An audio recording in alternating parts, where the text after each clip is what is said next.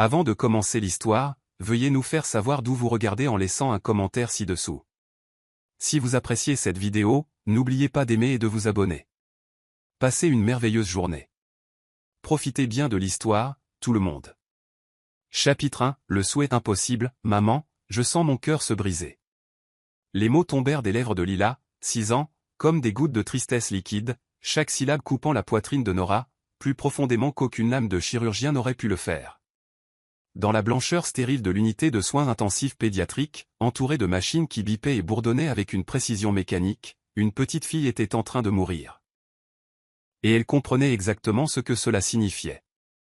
Les mains de Nora tremblaient tandis qu'elle lissait les boucles sombres de sa fille, la même texture que les siennes, les mêmes spirales tenaces qui n'avaient jamais été apprivoisées, malgré des années de tressage minutieux. La peau de Lila, habituellement d'un riche caramel qui brillait de santé, avait pris une pâleur grisâtre qui serrait la gorge de Nora de terreur. « Ne dis pas ça, mon bébé, » murmura Nora, forçant sa voix à rester ferme même si son monde s'effondrait. « Ton cœur est fort. C'est le cœur le plus fort que je connaisse. » Lila tourna la tête sur l'oreiller, ses grands yeux marrons, si semblables à ceux d'Ethan que cela faisait parfois mal de les regarder, se concentrant sur sa mère avec une sagesse qu'aucun enfant de 6 ans ne devrait posséder. « Mais, maman, il se brise vraiment. Pas seulement la partie malade, la partie solitaire aussi. » Les machines autour d'elle semblèrent devenir plus bruyantes dans le silence qui s'ensuivit. Nora ferma les yeux, retenant les larmes qui menaçaient de déborder. 6 ans. 6 ans depuis qu'Ethan avait quitté leur minuscule appartement, ne laissant derrière lui qu'un mot sur le comptoir de la cuisine et un bébé qui ne connaîtrait jamais l'amour de son père. « Je ne peux pas faire ça. Je ne suis pas prêt à être père. N'essaie pas de me retrouver. » 23 mots qui avaient brisé 2 vies avant même que l'une d'elles n'ait vraiment commencé à vivre.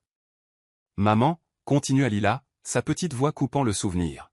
« Quand je regarde les autres enfants ici, ils ont des visiteurs, des grands-pères et des grands-mères et des tantés. » Elle s'arrêta, le mot se coinçant dans sa gorge. « Des papas. » Nora ouvrit les yeux et trouva Lila fixant l'embrasure de la porte, là où, juste une heure plus tôt, le petit Samy de la chambre d'à accent grave côté avait été soulevé dans les bras de son père, tournant et riant malgré la ligne intraveineuse toujours attachée à sa main. La joie sur le visage de cet enfant avait été radieuse, infectieuse, tout ce que Nora voulait pour sa propre fille, mais ne pouvait jamais lui offrir seule. « Je vois comment ils se regardent, » chuchota Lila. « Comme s'ils avaient un langage secret que seuls les papas et leurs bébés connaissent. Et je me demande, qu'est-ce que ça fait ? » La question restait suspendue dans l'air comme une présence physique, exigeant une réponse que Nora n'avait jamais pu donner. Pendant 6 ans, elle avait occupé 3 emplois, nettoyant des immeubles de bureaux avant l'aube, servant le déjeuner à des hommes d'affaires qui reconnaissaient à peine son existence et réapprovisionnant les étagères de l'épicerie ouverte 24 heures sur 24 pendant que la majeure partie du monde dormait. Chaque dollar gagné, chaque sacrifice fait, tout pour s'assurer que Lila ne ressente jamais l'absence de ce que la plupart des enfants tenaient pour acquis. Mais les enfants, Nora l'avait appris, ressentaient tout avec une clarté dévastatrice. « Le docteur Lopez veut nous parler plus tard, » dit Nora, désespérée de changer de sujet, de s'éloigner de la douleur qui habitait les yeux de sa fille. « Je sais ce qu'il va dire, » répondit Lila, avec cette assurance accablante qui s'était développée au cours des derniers mois. « Je l'ai entendu parler aux infirmières. Il pense que je ne peux pas comprendre les gros mots, mais je peux. » Nora haleta.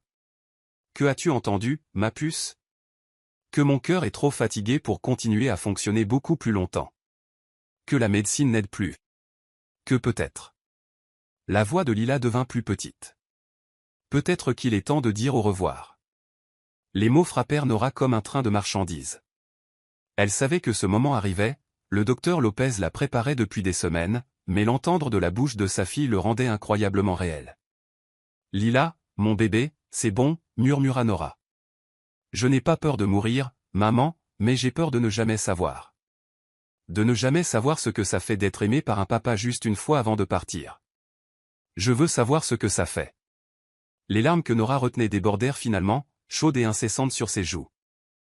6 années de force, d'être à la fois mère et père, de se dire que son amour suffisait, tout s'effondrait face aux souhaits simples et déchirants de sa fille. « Je veux que quelqu'un me prenne dans ses bras, me fasse tourner et m'appelle sa petite princesse, » continua Lila, sa voix s'affaiblissant. « Je veux savoir ce que ça fait quand un papa te regarde comme si tu étais la chose la plus importante au monde. Juste une fois, maman, » avant que mon cœur ne s'arrête de fonctionner pour toujours. Nora enfouit son visage dans ses mains, les sanglots secouant son corps. Comment expliquer à une enfant mourante que l'homme qui était censé l'aimer avait choisi de partir à la place? Comment faire comprendre à Lila que certains cœurs étaient capables d'abandonner ce qu'ils devraient chérir le plus? Quand elle leva finalement les yeux, Lila la regardait avec ses yeux sages, trop vieux. Peut-être, dit Lila doucement, peut-être qu'il y a quelqu'un dehors qui pourrait faire semblant. Juste pour un petit moment, juste pour que je puisse savoir. L'idée était folle, impossible, désespérée au-delà de la raison, mais alors que Nora était assise là, regardant sa fille s'éteindre un peu plus chaque jour, le désespoir commença à sembler être la seule option restante. 2 heures plus tard, le docteur Lopez lui donna la nouvelle dévastatrice que Nora redoutait depuis des semaines. Les derniers tests cardiaques de Lila montraient une détérioration critique. Il parlait de jours, pas de semaines. Les traitements expérimentaux avaient échoué, et la médecine conventionnelle avait atteint ses limites. « Je suis désolé », dit le docteur Lopez, ses yeux bienveillants remplis d'un regret sincère. À ce stade, nous discutons de soins palliatifs plutôt que d'options curatives. Les mots frappèrent Nora comme un coup physique. Même si elle avait vu ce moment approcher pendant des semaines, l'entendre prononcer à voix haute le rendait d'une réalité dévastatrice. L'air du début de soirée était vif, portant l'odeur de la pluie qui approchait. Les gens passaient devant elle dans toutes les directions, des visiteurs quittant l'hôpital après leur visite quotidienne, du personnel médical changeant de car, du personnel de livraison affairé tous vivant leur vie normale, tandis que la sienne s'effondrait un battement de cœur à la fois. C'est là qu'elle le vit. Marcus se tenait près du service de voiturier, vérifiant son téléphone en attendant sa voiture. Même à distance, tout chez lui parlait de succès et de privilèges. Le costume anthracite sur mesure qui coûtait probablement plus cher que ce que Nora gagnait en 6 mois. La façon confiante dont il se tenait. La montre coûteuse qui captait la lumière lorsqu'il levait la main. Il était parfait. Trop parfait, le genre d'homme qui avait l'air d'être le père de quelqu'un, le héros de quelqu'un, le monde entier de quelqu'un. Avant que son esprit rationnel ne puisse l'arrêter, Nora marchait vers lui, ses pieds bougeant d'eux-mêmes. Chaque pas la rapprochait soit du salut, soit de l'humiliation, mais elle ne se souciait plus de la différence. « Excusez-moi », l'appelait-elle, sa voix se brisant d'émotion. Marcus leva les yeux de son téléphone, ses yeux verts rencontrant les siens avec une curiosité polie. De près, il était encore plus frappant. Mâchoire forte, yeux gentils, le genre de visage qui appartenait aux salles de conférence et aux couvertures de magazines. « Oui », dit-il, sa voix chaleureuse et professionnellement courtoise. Nora ouvrit la bouche pour parler, puis la referma. Comment demander à un inconnu de prétendre être le père de son enfant mourant? Comment expliquer 6 ans de chagrin en une seule conversation? Commença-t-elle, puis s'arrêta, les larmes menaçant de revenir. Mais ensuite, elle pensa à Lila allongée dans ce lit d'hôpital, rêvant d'un amour qu'elle ne connaîtrait jamais, et soudain, les mots se mirent à couler. Voulez-vous être le père de ma fille, juste pour une journée? Elle est près de la mort, chuchota Nora, sa voix tremblante alors que les larmes coulaient sur son visage. Ses mains se tendirent instinctivement, s'accrochant à son manteau comme si c'était sa dernière lueur d'espoir dans un monde qui lui avait déjà tout pris. Chapitre 2, le cœur de l'étranger. Marcus avait bâti son empire sur la lecture des gens, la compréhension de leurs motivations, la prédiction de leurs mouvements, la reconnaissance du désespoir, de la manipulation et du besoin sincère en quelques secondes après avoir rencontré quelqu'un. Mais debout dans l'air de voiturier de l'hôpital, regardant le visage taché de larmes de cet inconnu, qui venait de faire la demande la plus impossible qu'il ait jamais entendue, tous les instincts qu'il avait affûtés au cours de 15 années d'affaires criaient des messages contradictoires. Pars. C'est fou. C'est dangereux. Reste. C'est réel. C'est important. Je suis désolé, dit Nora rapidement, voyant son expression choquée, ses mains tombant de son manteau comme si elle avait été brûlée. Je suis désolé, c'était insensé. Je ne sais pas à quoi je pensais. S'il vous plaît, oubliez juste que je... Attendez, dit Marcus, sa voix sortant plus rude qu'il ne l'avait voulu. Qu'avez-vous dit? Nora essuya ses yeux avec le dos de sa main, laissant des traces de mascara sur sa peau brune.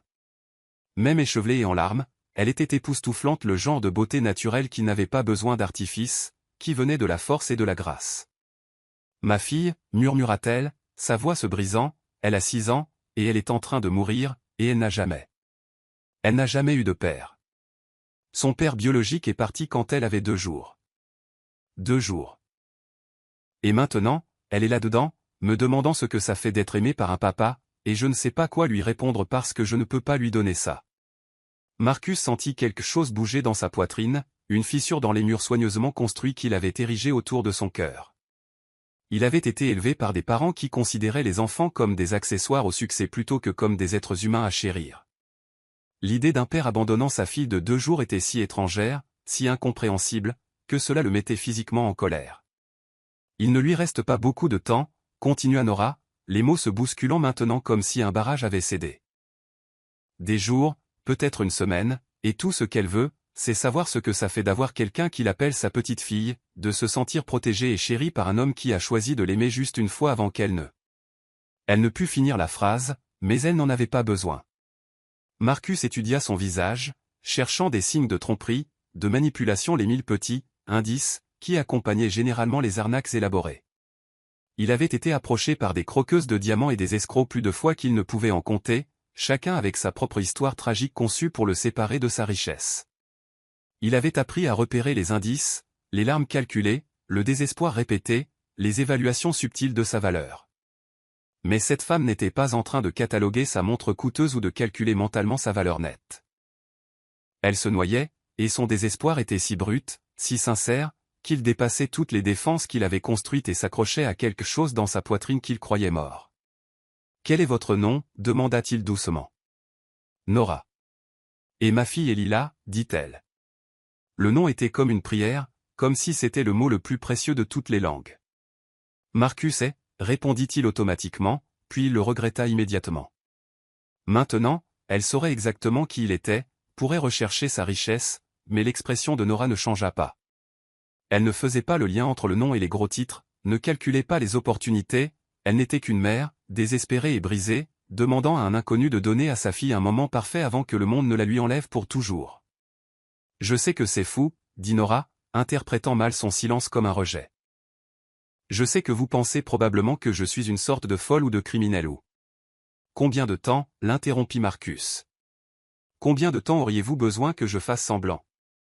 L'espoir vacilla dans ses yeux comme la flamme d'une bougie dans le vent. « Juste quelques heures. Peut-être un après-midi. Assez longtemps pour qu'elle l'expérimente, pour qu'elle ait ce souvenir. Je ne demande pas d'argent ou quoi que ce soit d'autre, je le jure. Juste laissez-la se sentir aimée. Laissez-la vous appeler papa et le penser, même si ce n'est que du jeu. » Le téléphone de Marcus vibra dans sa main, probablement son assistante se demandant où il était ou son chauffeur attendant des instructions. Sa soirée soigneusement planifiée l'attendait, dîner dans un restaurant exclusif, examen des rapports trimestriels, préparation de la réunion du conseil d'administration de demain. Sa vie de luxe prévisible et de succès isolé, tout cela semblait soudain, et de manière accablante, vide. « Quelle chambre » s'entendit-il demander. Les yeux de Nora s'écarquillèrent. « Vous allez le faire ? Quelle chambre est-elle ? » USI pédiatrique. Chambre 314. Mais êtes-vous sûr ? Je veux dire, je ne vous connais même pas et vous ne nous connaissez pas et aucun de nous ne sait ce que nous faisons. Je sais ce que je fais, dit Marcus, surpris par sa propre certitude. Votre fille mérite de se sentir aimée. Et si je peux lui donner ça ? Il s'interrompit, ne sachant pas comment finir la pensée. La vérité était plus complexe qu'il ne pouvait l'expliquer facilement. Son enfance avait été passée dans des pensionnats coûteux et des camps d'été, pris en charge par une succession de nounous et de tuteurs tandis que ses parents bâtissaient leur empire. Il avait appris très tôt que l'amour était conditionnel, temporaire, quelque chose qui devait être gagné par la réussite plutôt que simplement donné. Mais regarder cette femme épancher son cœur pour un enfant mourant, voir l'amour protecteur féroce qui la poussait à approcher un inconnu total avec une demande impossible, cela éveilla en lui quelque chose qui ressemblait à de la reconnaissance. Voilà à quoi ressemblait le véritable amour. Voilà ce qui lui avait manqué toute sa vie sans même le savoir. « Merci » murmura Nora. De nouvelles larmes coulaient sur ses joues. « Merci beaucoup. Je ne sais pas comment vous rembourser. »« Ne faites pas ça » dit Marcus fermement. « Il ne s'agit pas de remboursement. Il s'agit d'une petite fille qui mérite mieux que ce que la vie lui a donné. » Ils retournèrent ensemble à l'hôpital, un couple improbable. Le milliardaire dans son costume à $1000 et la mère célibataire en difficulté dans son jean usé et son pull délavé. Le trajet en ascenseur jusqu'au 3e étage fut silencieux, rempli d'une énergie nerveuse et du poids de ce qu'ils étaient sur le point de tenter. Elle pourrait être méfiante au début, prévint Nora. Alors qu'ils approchaient de la chambre 314, elle est intelligente et elle a déjà été déçue. Elle pourrait ne pas y croire. Les mots moururent dans sa gorge lorsqu'ils atteignirent l'embrasure de la porte. À travers la vitre, ils pouvaient voir Lila assise dans son lit, regardant les lumières de la ville commencer à scintiller dans l'obscurité. Même à cette distance, même entourée de tubes et de fils, elle était belle, très délicate, peau couleur café au lait, les yeux expressifs de sa mère dans un visage qui portait trop de tristesse pour quelqu'un de si jeune. Oh, souffla Marcus. Et quelque chose de fondamental se déplaça à l'intérieur de sa poitrine. Il s'attendait à ressentir de la sympathie, peut-être une certaine satisfaction à faire une bonne action. Il ne s'était pas attendu à se sentir comme s'il avait reçu un coup de poing au plexus solaire, comme si chaque instinct protecteur qu'il n'avait jamais su posséder s'était soudainement réveillé. Lila se tourna au son de leurs pas, son regard allant de sa mère à l'étranger à côté d'elle. Pendant un instant, elle se contenta de fixer, examinant l'apparence de Marcus avec l'évaluation minutieuse que les enfants utilisent lorsqu'ils rencontrent de nouveaux adultes. Puis Nora s'avança, sa voix douce mais claire. « Lila, ma puce, je veux que tu rencontres quelqu'un de très spécial. C'est ton papa. » Le mot resta suspendu dans l'air comme un souffle retenu. Les yeux de Lila s'écarquillèrent, allant de sa mère à Marcus avec une expression qui passait de la confusion à l'espoir et à une lassitude déchirante. « Mon papa, murmura-t-elle, le mot sortant comme si elle n'était pas sûre d'avoir le droit de le dire. Marcus se retrouva avancé sans réfléchir, attiré par un fil invisible vers cette petite personne qui le regardait comme s'il pouvait être soit le salut, soit une autre déception dans une vie qui en avait déjà livré trop. « Bonjour, princesse, dit-il, le terme affectueux venant naturellement malgré le fait qu'il n'avait jamais appelé personne ainsi de sa vie. Et puis, comme si elle avait attendu toute sa vie de 6 ans ce moment, le visage de Lila s'illumina comme un lever de soleil après la plus longue nuit. Elle ouvrit ses bras frêles et prononça le mot qui allait tout changer. « Papa. » Lorsque Marcus se pencha et la serra doucement dans ses bras, sentant son minuscule battement de cœur contre sa poitrine, respirant l'odeur du savon d'hôpital et du shampoing aux fraises, il sut avec une certitude absolue que ce n'était plus du jeu. C'était réel. C'était sa fille, et il déplacerait ciel et terre pour la garder en sécurité. Chapitre 3, Connexion imprévue, parle-moi de l'espace, papa. La demande arriva 3 heures après que Marcus eut tenu Lila pour la première fois dans ses bras, et il était toujours sous le choc de la facilité avec laquelle le mot « papa » tombait de ses lèvres, de la chaleur qu'il envoyait à travers sa poitrine chaque fois qu'elle le prononçait. Ils étaient installés dans l'inconfortable fauteuil d'hôpital à côté de son lit. Lila était blottie contre lui comme si elle l'avait fait toute sa vie, sa petite main reposant en toute confiance sur sa poitrine. « L'espace » répéta Marcus, jetant un coup d'œil à Nora, qui les regardait avec une expression qu'il ne pouvait pas tout à fait déchiffrer, de l'émerveillement mêlé à quelque chose qui aurait pu être de la peur. « Maman dit que c'est là que vivent les anges » expliqua Lila, sa voix encore faible mais plus animée qu'elle ne l'avait été de toute la journée, et elle dit que lorsque les gens meurent, ils deviennent des étoiles pour pouvoir veiller sur les gens qu'ils aiment. Je veux en savoir plus sur les étoiles que je vais devenir. La manière désinvolte dont elle parlait de sa propre mort serra la gorge de Marcus. Il savait qu'elle était malade, mais il n'avait pas encore pleinement compris que cette enfant brillante et belle était en train de mourir. La réalité de la situation le frappa comme un coup physique. « Eh bien, dit-il, sa voix plus rauque qu'il ne l'avait voulu, l'espace est infini. Cela signifie qu'il continue pour toujours et à jamais, sans fin. Et il y a des milliards d'étoiles, chacune unique, spéciale et absolument irremplaçable. » Lila pencha la tête pour le regarder. « Comme les gens ? » ?»« Exactement comme les gens. Et certaines étoiles brillent si fort qu'elles illuminent tout ce qui les entoure. Ce sont les étoiles spéciales, celles qui font que les autres étoiles se sentent moins seules dans toute cette obscurité. Est-ce que je serais ce genre d'étoile ? Marcus sentit Nora halter de l'autre côté de la pièce. Lorsqu'il croisa son regard, il vit des larmes menacées de couler, la vie se mordre la lèvre pour ne pas pleurer devant sa fille. « Tu es déjà ce genre d'étoile, princesse, dit Marcus, pensant chaque mot. Tu illumines tout cet hôpital depuis l'instant où je t'ai rencontré. » Lila gloussa et le son était si pur et joyeux qu'il fit mal à la poitrine de Marcus. « Papa, tu es drôle. »« Ah oui ? Je me trouve généralement plutôt sérieux. »« C'est ça qui est drôle, dit Lila avec la logique dévastatrice que seuls les enfants possédaient. Les gens sérieux qui disent des choses drôles, c'est la meilleure sorte de drôle. Au cours de l'heure suivante, Marcus découvrit que Lila possédait une rare combinaison d'innocence et de perspicacité qui à la fois lui brisait le cœur et l'emplissait d'émerveillement.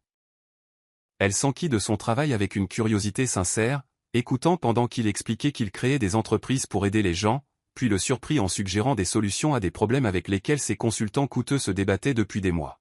« Tu sais, dit-elle pensivement, si tu veux vraiment aider les gens, peut-être que tu devrais aussi aider les gens qui aident les gens. Comme maman.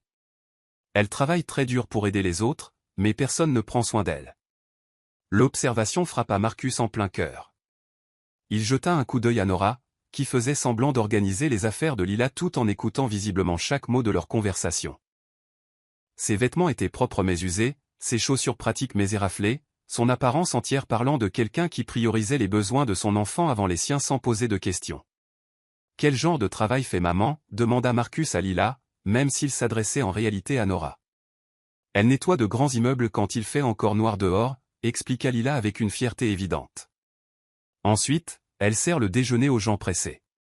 Et la nuit, elle organise toutes les choses à l'épicerie. Elle dit que le travail est la façon dont nous montrons l'amour. Elle travaille pour moi, et un jour, quand j'irai mieux, je travaillerai aussi pour aider les gens. La mention désinvolte de « quand j'irai mieux » plutôt que « si » serra la poitrine de Marcus d'un mélange d'espoir et de détermination protectrice. La foi inébranlable de cet enfant en son avenir lui donnait une raison de se battre. Un jour, quand tu seras grande, répéta Marcus, sa voix ferme. C'est ça. Pour la première fois depuis qu'il était entré dans cette pièce, il s'autorisa à vraiment regarder l'équipement médical entourant le lit de Lila, à considérer ce que cela signifiait et quelles options pouvaient exister. Il avait bâti sa fortune en identifiant les problèmes et en créant des solutions, en refusant d'accepter que quelque chose était impossible si l'on avait assez de ressources et de détermination. Une enfant de 6 ans mourante n'était qu'un autre problème à résoudre. « Lila, dit-il prudemment, comment te sentirais-tu à l'idée d'avoir un deuxième avis sur ton cœur ?» La petite fille parut confuse.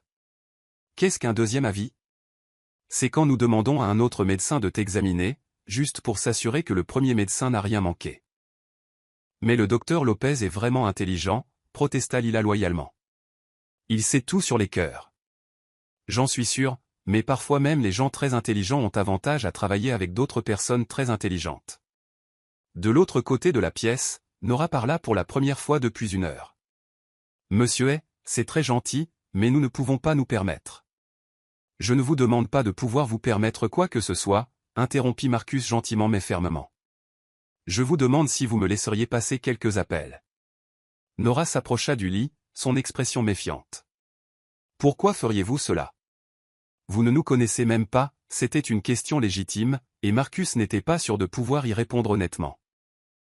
La vérité était qu'il connaissait cette femme et sa fille depuis moins de 4 heures, mais quelque chose en elles avait réveillé chaque instinct protecteur qu'il n'avait jamais su posséder. Le courage de Lila face à la mort, la dévotion féroce de Nora malgré des obstacles écrasants, elle représentait quelque chose de pur et de réel dans un monde où il s'était habitué à l'artifice et à la manipulation. Parce que, dit-il simplement, c'est ce que font les pères. Nous protégeons nos filles. Les mots restèrent suspendus dans l'air entre eux, chargés d'implications qu'aucun d'eux n'était tout à fait prêt à examiner. Les yeux de Nora s'écarquillèrent, et elle ouvrit la bouche comme pour protester, pour lui rappeler que cela était censé être temporaire, un jeu, un bref cadeau à un enfant mourant, mais Lila prit la parole, sa voix douce mais certaine. « Il le pense, maman. Je le sens. »« Comment peux-tu le sentir, ma puce ?» demanda Nora, bien que sa question fût dirigée plus vers Marcus que vers sa fille. Lila se déplaça dans les bras de Marcus, levant les yeux vers lui avec ses yeux sages. « Parce que quand il me regarde, ses yeux deviennent pareils aux tiens. Comme si j'étais la chose la plus importante au monde. » L'observation était si juste, si perspicace, qu'elle coupa le souffle à Marcus. Elle avait raison. Quelque part, en l'espace de quelques heures, cet enfant était devenu la chose la plus importante de son monde. La réalisation aurait dû l'effrayer, aurait dû le renvoyer en courant à sa vie sûre et contrôlée de salles de conférences et de marges de profit. Au lieu de cela, cela ressemblait à un retour à la maison. « Nora, dit-il doucement, utilisant son prénom pour la première fois. Laisse-moi aider, s'il te plaît. » Elle étudia son visage pendant un long moment, cherchant quelque chose qu'il espérait qu'elle trouverait. Ce qu'Elivie a dû la satisfaire, car elle hocha lentement la tête. « D'accord, murmura-t-elle. Mais j'ai besoin que tu comprennes. Nous ne pourrons jamais te rembourser. Nous n'avons rien à offrir, sauf. Tu m'offres la chance d'être le père de quelqu'un, dit Marcus, les mots venant de quelque part au plus profond de sa poitrine. Ça vaut plus que de l'argent. 1 heure plus tard, alors que les heures de visite touchaient à leur fin et que Lila s'endormait finalement, Marcus se sentit réticent à partir. La petite fille était recroquevillée sur le côté, une main serrant toujours ses doigts, sa respiration régulière malgré les machines surveillant chacun de ses battements de cœur. Elle n'a jamais dormi aussi paisiblement à l'hôpital, dit Nora doucement, debout à côté de sa chaise. D'habitude, elle fait des cauchemars. Quel genre de cauchemar? Être seule. Être oubliée. La voix de Nora était à peine un murmure. Elle rêve que tout le monde part, et qu'elle est la seule personne restante au monde. L'image était déchirante, et elle expliquait tant de choses sur la façon dont Lila s'était accrochée à lui, l'espoir désespéré dans ses yeux lorsqu'elle l'avait appelé « papa » pour la première fois. « Je devrais y aller », dit Marcus à contre-cœur, retirant doucement ses doigts de l'emprise de Lila.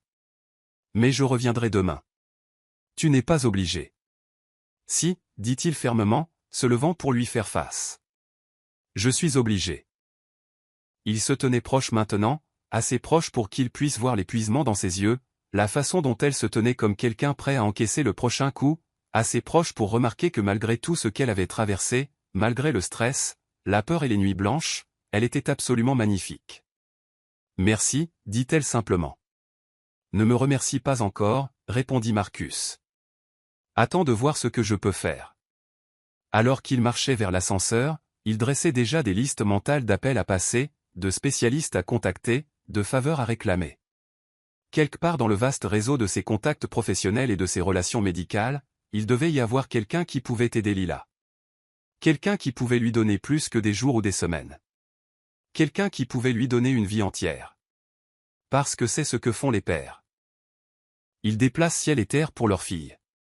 Chapitre 4, Construire la confiance. Marcus arriva à l'hôpital le lendemain matin, portant un sac contenant 3 livres pour enfants soigneusement choisis, un éléphant en peluche à la fourrure grise incroyablement douce, et, surtout, la carte de visite du docteur Sofia Alvarez, l'une des cardiologues pédiatriques les plus renommées du pays, qui avait accepté d'examiner le cas de Lila.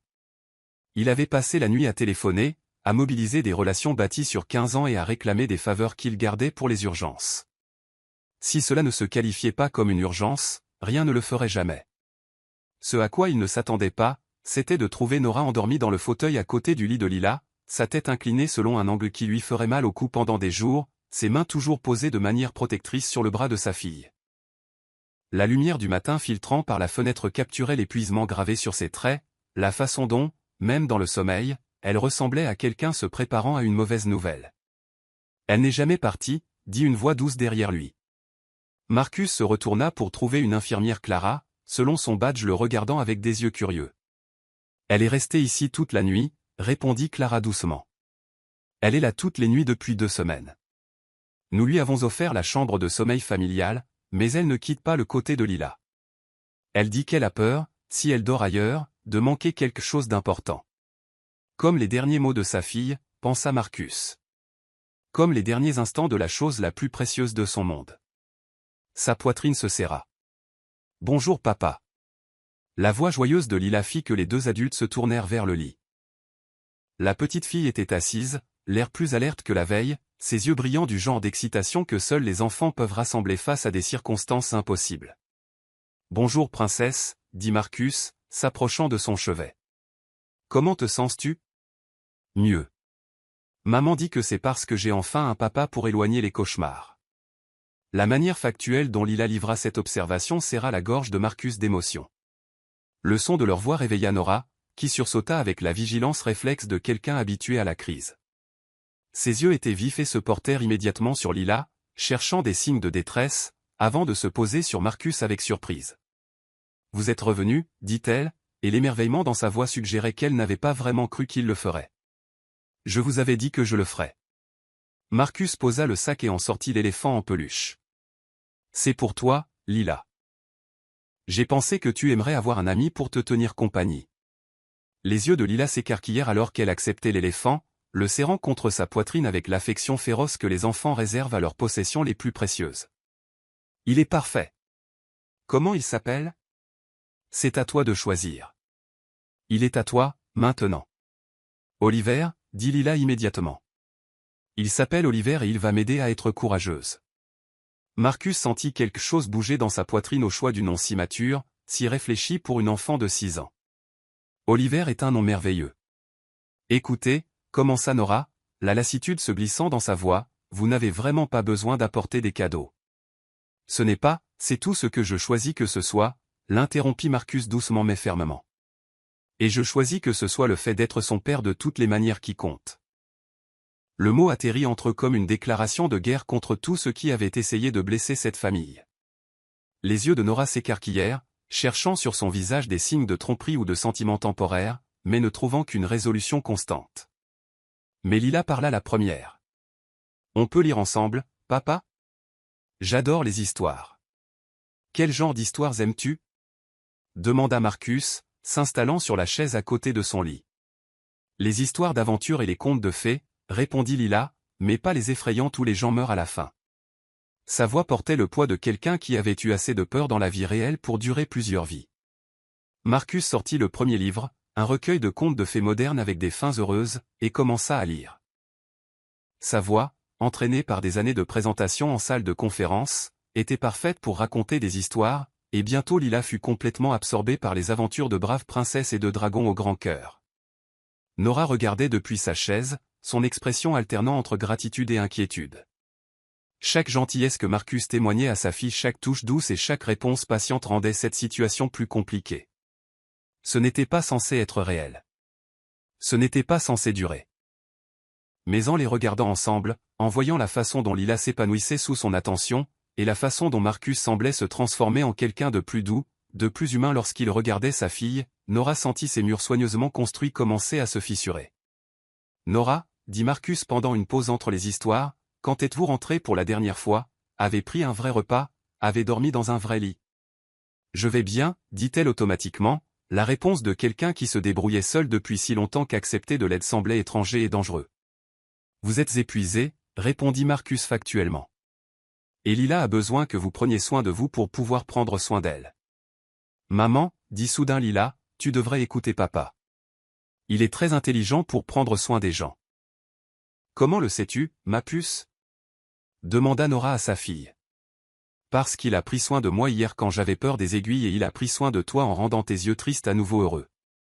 L'observation était si perspicace, si juste, que les deux adultes se turent. C'était vrai. Pour la première fois depuis des semaines, Nora avait dormi paisiblement, avait senti une partie du poids écrasant de la responsabilité se soulever de ses épaules non pas parce que ses problèmes avaient été résolus, mais parce que, pour la première fois depuis qu'Ethan était parti, elle ne les portait pas seule. Le docteur Lopez veut nous voir cet après-midi, dit Nora doucement, changeant de sujet. Il a les résultats des tests d'hier. Marcus hocha la tête. J'aimerais être là, si ça ne vous dérange pas, vous aimeriez, demanda Nora, surprise. Je pensais ce que j'ai dit hier à propos d'être son père, de la protéger. Cela inclut d'être présent pour les conversations difficiles. Nora étudia son visage, cherchant des signes de duplicité ou de motifs cachés. Elle avait été déçue non seulement par Ethan, mais par une série d'amis et de membres de sa famille qui avaient promis leur soutien puis avaient disparu lorsque les choses devenaient difficiles. L'instinct de survie exigeait qu'elle reste sceptique, qu'elle se protège, elle et Lila, d'un autre abandon. Mais en regardant Marcus maintenant, en voyant la façon dont il tenait sa fille comme si elle était faite de verre filé et de métaux précieux, Nora sentit quelque chose qu'elle n'avait pas ressenti depuis 6 ans, de l'espoir. D'accord, dit-elle finalement. Vous pouvez venir avec nous. La réunion de l'après-midi avec le docteur Lopez fut tout ce que Nora redoutait. Les résultats des tests étaient pires que prévu. La fonction cardiaque de Lila déclinait rapidement et les médicaments qui la maintenaient stable devenaient moins efficaces. Je suis désolé, dit le docteur Lopez, ses yeux bienveillants remplis d'un regret sincère. À ce stade, nous envisageons des soins palliatifs plutôt que des traitements curatifs. J'aurais aimé avoir de meilleures nouvelles. Marcus écouta l'explication du médecin avec l'intensité concentrée qu'il réservait habituellement aux OPA hostiles, posant des questions détaillées sur les options de traitement, les procédures expérimentales, tout ce qui pourrait changer le pronostic. Mais les réponses du docteur Lopez restèrent constantes, l'état de Lila était trop avancé, son cœur trop endommagé pour que l'un des traitements disponibles soit efficace. Et une greffe, demanda finalement Marcus. Le docteur Lopez secoua tristement la tête. Elle n'est pas assez forte pour l'opération, et ses autres systèmes organiques sont trop compromis. J'ai peur que ce ne soit pas une option. Combien de temps, murmura Nora, les mots à peine audibles. Des jours. Peut-être une semaine si nous sommes chanceux. Le silence qui s'ensuivit sembla être une présence physique dans la pièce. Nora ferma les yeux, retenant ses larmes, tandis que Marcus sentait une rage si pure et féroce qu'elle menaçait de le consumer. Cette enfant brillante et belle qui avait apporté la lumière dans sa vie lui était enlevée, et tout l'argent, le pouvoir et les relations du monde ne pouvaient l'arrêter. Merci docteur, dit finalement Marcus, sa voix soigneusement maîtrisée. Nous apprécions votre honnêteté. Après le départ du docteur Lopez, ils restèrent assis dans la petite salle de consultation dans un lourd silence. Nora pleurait maintenant, des larmes silencieuses qui parlaient d'épuisement, de chagrin et de la terrible connaissance qu'elle serait bientôt à nouveau seule. Nora, dit Marcus doucement. Non, chuchota-t-elle.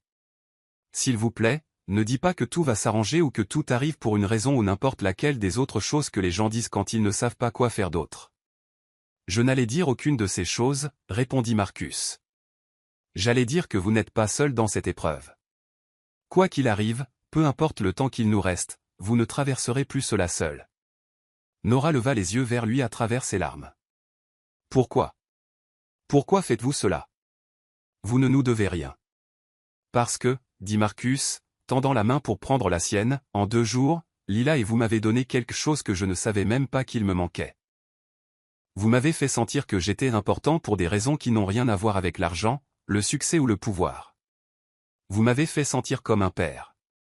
Leurs mains étaient toujours jointes lorsqu'ils retournèrent dans la chambre de Lila, et quelque chose avait fondamentalement changé entre eux. Ce qui avait commencé comme la supplique désespérée d'une inconnue était devenu quelque chose de plus profond, de plus complexe. Ils n'étaient plus seulement 2 personnes aidant un enfant mourant. Ils étaient en train de devenir une famille fragile et nouvelle, et bâtie sur la fondation de l'amour partagé pour une petite fille qui méritait bien plus de temps que le monde n'était prêt à lui accorder. Mais les familles, Marcus l'apprenait, n'étaient pas toujours une question de temps. Parfois, elles étaient une question de moments, des moments parfaits et précieux qui brûlaient assez fort pour illuminer l'obscurité à venir. Chapitre 5, le lien se resserre 3 jours après que le docteur Lopez eut livré son pronostic dévastateur. Marcus entra dans la chambre d'hôpital de Lila avec l'énergie concentrée d'un homme qui avait passé chaque instant éveillé depuis lors à rendre l'impossible possible. « Bonjour princesse », dit-il, sa voix soigneusement maîtrisée malgré l'urgence qui résonnait dans ses veines.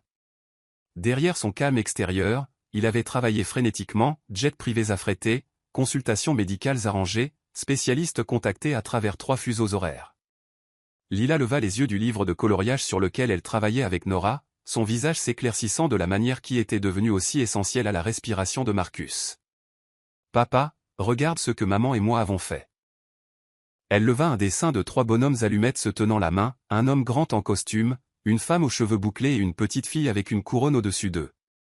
Elle avait colorié un arc-en-ciel avec des traits précis et soignés, et en dessous, dans son écriture soignée d'enfant de 6 ans, elle avait écrit « Ma famille ». Les mots frappèrent Marcus comme un coup physique. 3 jours auparavant, il était un homme prospère mais solitaire dont le plus grand attachement émotionnel était à ses rapports de profit trimestriels. Maintenant, en regardant ce simple dessin, il sentit son monde entier se réaligner autour de cette minuscule personne et de sa mère féroce et magnifique. « C'est parfait, dit-il, sa voix plus rauque que prévu. C'est la chose la plus parfaite que j'ai jamais vue. Tu peux le prendre, dit Lila généreusement. Comme ça, quand tu iras travailler, tu pourras te souvenir que tu as une famille qui t'attend. » Nora leva brusquement la tête aux mots de sa fille, ses yeux trouvant ceux de Marcus avec une expression qui mêlait l'espoir et la peur à parts égales. La réalité était que cela n'était pas censé être permanent, n'était pas censé être réel, mais quelque part dans l'espace de 3 jours, les lignes entre la prétention et la vérité s'étaient estompées au-delà de la reconnaissance. « Lila, dit Marcus prudemment, comment te sentirais-tu à l'idée de faire un voyage? » Un voyage? Les yeux de Lila s'illuminèrent du genre d'excitation que les enfants réservent aux possibilités les plus extraordinaires. « Où? Il y a un hôpital à Houston qui se spécialise dans les cœurs comme le tien. Ils ont des médecins là-bas qui pourraient être en mesure de t'aider d'une manière que les médecins d'ici ne peuvent pas. La tête de Nora se redressa brusquement, son expression immédiatement méfiante. Marcus, nous en avons parlé. Le docteur Lopez a été très clair. Le docteur Lopez est un médecin, l'interrompit Marcus gentiment. Le docteur Sofia Alvarez à l'hôpital pour enfants du Texas en est une autre. Elle a accepté de voir Lila, d'examiner son cas, d'explorer des options qui pourraient ne pas être disponibles ici. Et comment sommes-nous censés nous rendre à Houston, exactement, demanda Nora, sa voix serrée par la frustration de quelqu'un qui avait appris à ne pas espérer des choses hors de sa portée. Comment sommes-nous censés payer les spécialistes et les deuxièmes avis? Vous ne l'êtes pas, dit Marcus simplement. C'est moi. Le silence qui s'ensuivit était chargé d'implications qu'aucun d'eux n'était tout à fait prêt à examiner. Nora se leva de sa chaise, se dirigeant vers la fenêtre, le dos rigide de tension. Ce n'est pas ce que nous avions convenu, dit-elle doucement. Vous avez dit un jour. Vous avez dit juste assez longtemps pour qu'elle se sente aimée par un père. C'est quelque chose d'entièrement différent. Oui, dit Marcus, sa voix ferme. Ça l'est. Maman, dit Lila doucement, qu'est-ce qui ne va pas? Nora se tourna vers eux, ses yeux brillants de larmes retenues. Bébé, papa te propose de faire quelque chose de très généreux, mais c'est compliqué. Les hôpitaux et les médecins coûtent beaucoup d'argent, et nous ne pouvons pas, je ne vous demande pas de payer quoi que ce soit, dit Marcus fermement. Je vous demande de me laisser être son père de toutes les manières qui comptent, y compris en m'assurant qu'elle reçoive les meilleurs soins possibles. Pourquoi, murmura Nora. Pourquoi feriez-vous cela pour des inconnus? Parce que vous n'êtes pas des inconnus, répondit Marcus, la regardant directement dans les yeux. Plus maintenant. Parce que quand je regarde Lila, je vois ma fille. Et quand je vous regarde, je vois. Il s'arrêta, les mots se coinçant dans sa gorge. Quoi? Demanda Nora, sa voix à peine audible. Je vois quelqu'un que je pourrais aimer, dit-il simplement. Quelqu'un que je crois aimer déjà. L'aveu resta suspendu dans l'air entre eux comme un pont qu'aucun des deux n'était assez courageux pour traverser. Les yeux de Nora s'écarquillèrent, ses lèvres s'entr'ouvrant de surprise, tandis que Lila regardait entre eux avec le genre de compréhension perspicace que les enfants possédaient lorsqu'il s'agissait de questions de cœur. « Tu aimes maman aussi, papa » demanda Lila innocemment. Parce qu'elle a le même regard dans les yeux quand elle te regarde. Les deux adultes se tournèrent pour regarder la petite fille, qui continuait de colorier comme si elle ne venait pas d'articuler la vérité qu'aucun d'eux n'avait été assez courageux pour prononcer à voix haute. « Lila » commença Nora. « C'est bon, maman » dit Lila d'un ton terre à accent grave terre. « L'amour, c'est bien. L'amour rend les gens assez courageux pour faire des choses difficiles. » Et soudain, Nora sut que Lila avait raison. Nora comprit. Il ne s'agissait pas d'argent, de charité ou de gentillesse temporaire. Il s'agissait d'un homme qui avait regardé dans les yeux d'une enfant mourante et trouvé quelque chose qui valait la peine de se battre.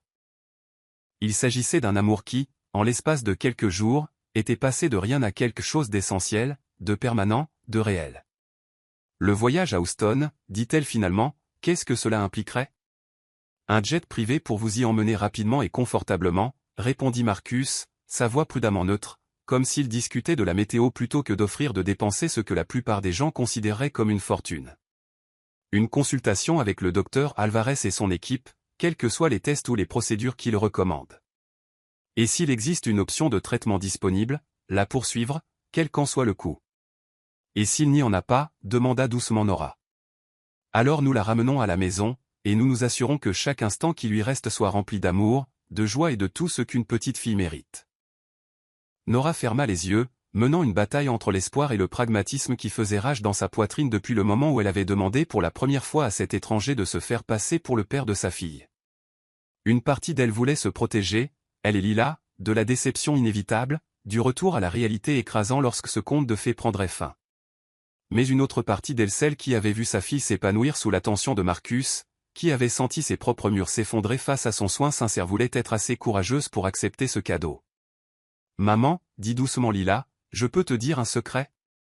Nora ouvrit les yeux et se rapprocha du lit de sa fille. « Bien sûr, ma puce. Je crois que je ne suis peut-être pas encore prête à devenir une étoile, » murmura Lila. « Je crois que je veux rester ici et faire partie de notre famille encore un peu plus longtemps. » Les mots étaient si pleins d'espoir, si plein du genre de foi que seuls les enfants possédaient, que Nora sentit ses dernières défenses s'effondrer complètement. Comment pouvait-elle refuser à sa fille cette chance, si lointaine soit-elle, si impossible qu'elle puisse paraître? D'accord, dit-elle en levant les yeux vers Marcus. D'accord. Nous irons à Houston. Le soulagement qui inonda le visage de Marcus fut si profond que Nora réalisa à quel point cela comptait pour lui, à quel point il s'était investi dans la lutte pour la vie de Lila. Il ne s'agissait plus seulement d'aider des étrangers, il s'agissait de protéger sa famille. Il y a une autre chose, dit Marcus avec prudence. Le docteur Alvarez veut voir Lila dès que possible. Nous devons partir ce soir. Ce soir? Nora sentit une vague familière de panique face à la rapidité avec laquelle son monde soigneusement contrôlé lui échappait.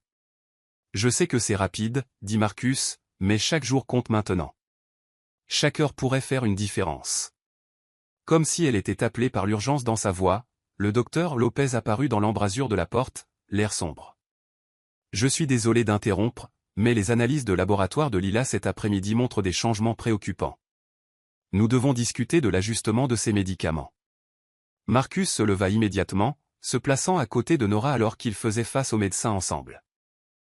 Le geste était instinctif, protecteur le comportement d'un homme revendiquant sa place de père et de partenaire.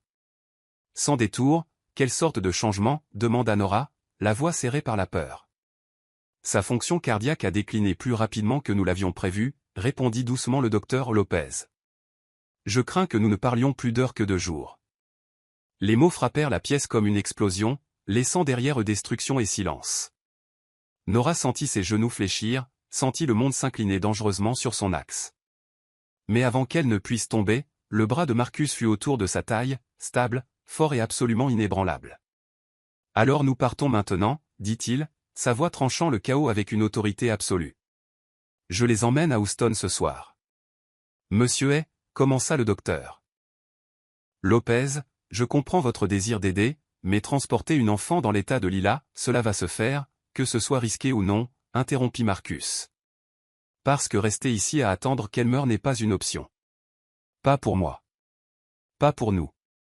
Comme pour souligner ces paroles, les moniteurs de Lila se mirent à sonner plus rapidement, son petit visage pâlissant alors qu'elle luttait pour respirer. Des infirmières se précipitèrent dans la pièce, ajustant les médicaments et les niveaux d'oxygène, leur calme professionnel ne masquant pas l'urgence de la situation. Et à cet instant, tandis que Nora regardait sa fille se battre pour chaque souffle pendant que l'homme dont elle tombait amoureuse passait des appels pour organiser l'impossible, elle comprit que cela n'était plus une question de simulation ou de réconfort temporaire. Il s'agissait de survie, de famille, d'un amour assez fort pour déplacer des montagnes ou du moins assez fort pour remuer ciel et terre afin de sauver une petite fille qui méritait bien plus de temps que le monde ne semblait disposé à lui accorder. Chapitre 6, Défis et révélations. Le jet privé affrété par Marcus était une merveille de luxe et d'équipement médical, avec un système complet de surveillance cardiaque et une infirmière de vol spécialisée en soins intensifs pédiatriques. Alors qu'il s'élevait dans le ciel nocturne en direction de Houston, Lila dormait paisiblement pour la première fois depuis des jours, sa petite main serrée dans celle de Marcus tandis que ses moniteurs affichaient des lectures stables. Nora était assise en face d'eux, partagée entre l'émerveillement et une inquiétude grandissante. Chaque gentillesse que Marcus montrait à Lila, chaque geste doux et chaque réponse patiente rendaient leur situation plus compliquée. Ce qui avait commencé comme un plaidoyer désespéré pour un jour de fausse paternité avait évolué vers quelque chose qui semblait permanent, réel, essentiel. Mais avec cette réalité venait la vulnérabilité, et elle n'était pas sûre d'être assez courageuse pour l'embrasser. « Tu as besoin de dormir », dit doucement Marcus, remarquant l'épuisement gravé sur tous les traits de son visage. « Je ne peux pas », répondit Nora automatiquement. « Et si quelque chose change ? Et si elle a besoin de moi et que je ne suis pas là ?» La réponse révélait tout, sa terreur profonde d'échouer sa fille, l'hypervigilance qui les avait maintenus en vie toutes les deux à travers 6 années de lutte, l'incapacité de faire confiance à ce que quelqu'un d'autre partage le poids de la responsabilité. « Alors je te réveillerai immédiatement, promit Marcus. Mais Nora, tu n'as pas vraiment dormi depuis des semaines. Tu fonctionnes à l'adrénaline pure et à la volonté, et ce n'est pas viable. » Elle voulait argumenter, maintenir l'hypervigilance qui était devenue une seconde nature depuis le diagnostic de Lila. Mais la combinaison de l'épuisement et du premier véritable espoir qu'elle ressentait depuis des mois submergeait ses défenses. « Je ne comprends pas pourquoi tu fais ça, dit-elle soudain, les mots sortant plus brusquement qu'elle ne l'avait voulu. Les gens ne font pas que. Ils n'adoptent pas les problèmes d'étrangers, surtout pas des problèmes aussi graves, aussi coûteux, aussi désespérés. Marcus resta silencieux un long moment, son pouce traçant de légers motifs sur la petite main de Lila. Quand j'avais l'âge de Lila, dit-il finalement, j'ai passé 6 semaines à l'hôpital avec une pneumonie. Mes parents sont venus exactement 2 fois, une fois à mon admission, une fois à ma sortie. Ils ont envoyé leur assistante gérer tout le reste. Nora sentit sa poitrine se serrer à la douleur cachée derrière son ton factuel. Je regardais les autres enfants avec leur famille, continua Marcus. Des parents qui dormaient sur des chaises inconfortables, qui lisaient la même histoire 50 fois, qui se battaient avec les médecins et les compagnies d'assurance, et n'importe qui d'autre qui se dressait entre eux et le bien-être de leur enfant. Et je me demandais ce que ça ferait de compter autant pour quelqu'un. Marcus, j'ai 42 ans, dit-il en levant les yeux pour rencontrer son regard. J'ai construit des entreprises, fait fortune, réalisé tout ce que je pensais vouloir. Mais je ne me suis jamais senti aussi essentiel, aussi nécessaire, aussi important que ces 3 derniers jours à te regarder aimer ta fille. L'aveu resta suspendu entre eux, brut, honnête et plus intime que n'importe quel contact physique. Nora sentit les larmes lui piquer les yeux, non seulement pour l'enfant solitaire qu'il avait été, mais pour l'homme qui avait trouvé son but en les aimant. Tu comptes, dit-elle doucement. Pour nous, tu comptes plus que tu ne peux l'imaginer. L'appel arriva à 2h47 du matin, tirant Nora du premier sommeil paisible qu'elle avait eu depuis des semaines. Le numéro était masqué, mais quelque chose instinct ou crainte la fit répondre. Nora, c'est Ethan. 6 ans de silence, et sa voix était exactement la même. Cette combinaison particulière de charme et d'égoïsme qu'il avait jadis trompé en lui faisant croire qu'il était capable d'aimer, la glaça maintenant. Comment as-tu eu ce numéro ? Demanda-t-elle, sa voix assez acérée pour couper le verre. Les médias sociaux sont une chose merveilleuse, répondit Ethan avec une cruauté désinvolte, surtout lorsque des amis inquiets commencent à publier des messages sur des collectes de fonds médicaux et des jets privés vers Houston. Étonnant comme la nouvelle se répand vite quand il y a de l'argent en jeu, le sang de Nora se figea lorsqu'elle réalisa son erreur. Dans son désespoir, elle avait permis à des amis du travail de créer une page de financement participatif, ne réalisant pas que cela créerait une piste numérique qui les mènerait directement à eux. La cruauté désinvolte de sa formulation le gosse de quelqu'un comme si Lila n'était pas sa fille, frappa Nora comme un coup physique. La tête de Marcus se leva à la mention du nom, ses yeux immédiatement alertes et protecteurs. Il en avait assez entendu sur le père biologique de Lila pour ne ressentir que du mépris pour l'homme qui les avait abandonnés. J'ai entendu parler de Lila, continua Ethan, sa voix portant ce qui aurait pu être de l'inquiétude si Nora avait été assez généreuse pour l'interpréter ainsi. J'ai vu quelque chose sur les médias sociaux disant qu'elle était malade. C'est vrai ? Comment as-tu eu ce numéro ? Demanda Nora, la voix serrée par la colère qu'elle portait depuis 6 ans. Ça n'a pas d'importance. Ce qui compte, c'est notre fille. Notre fille ? La voix de Nora monta, faisant légèrement bouger Lila dans son sommeil. Elle baissa le ton mais ne perdit rien de sa fureur. Tu as renoncé au droit de l'appeler notre quoi que ce soit quand tu as quitté un bébé de 2 jours. J'étais jeune, dit Ethan, et Nora entendit le ton génial de justification dont elle se souvenait si bien. J'avais peur. J'ai fait une erreur. Une erreur ? Nora pouvait à peine contenir sa rage.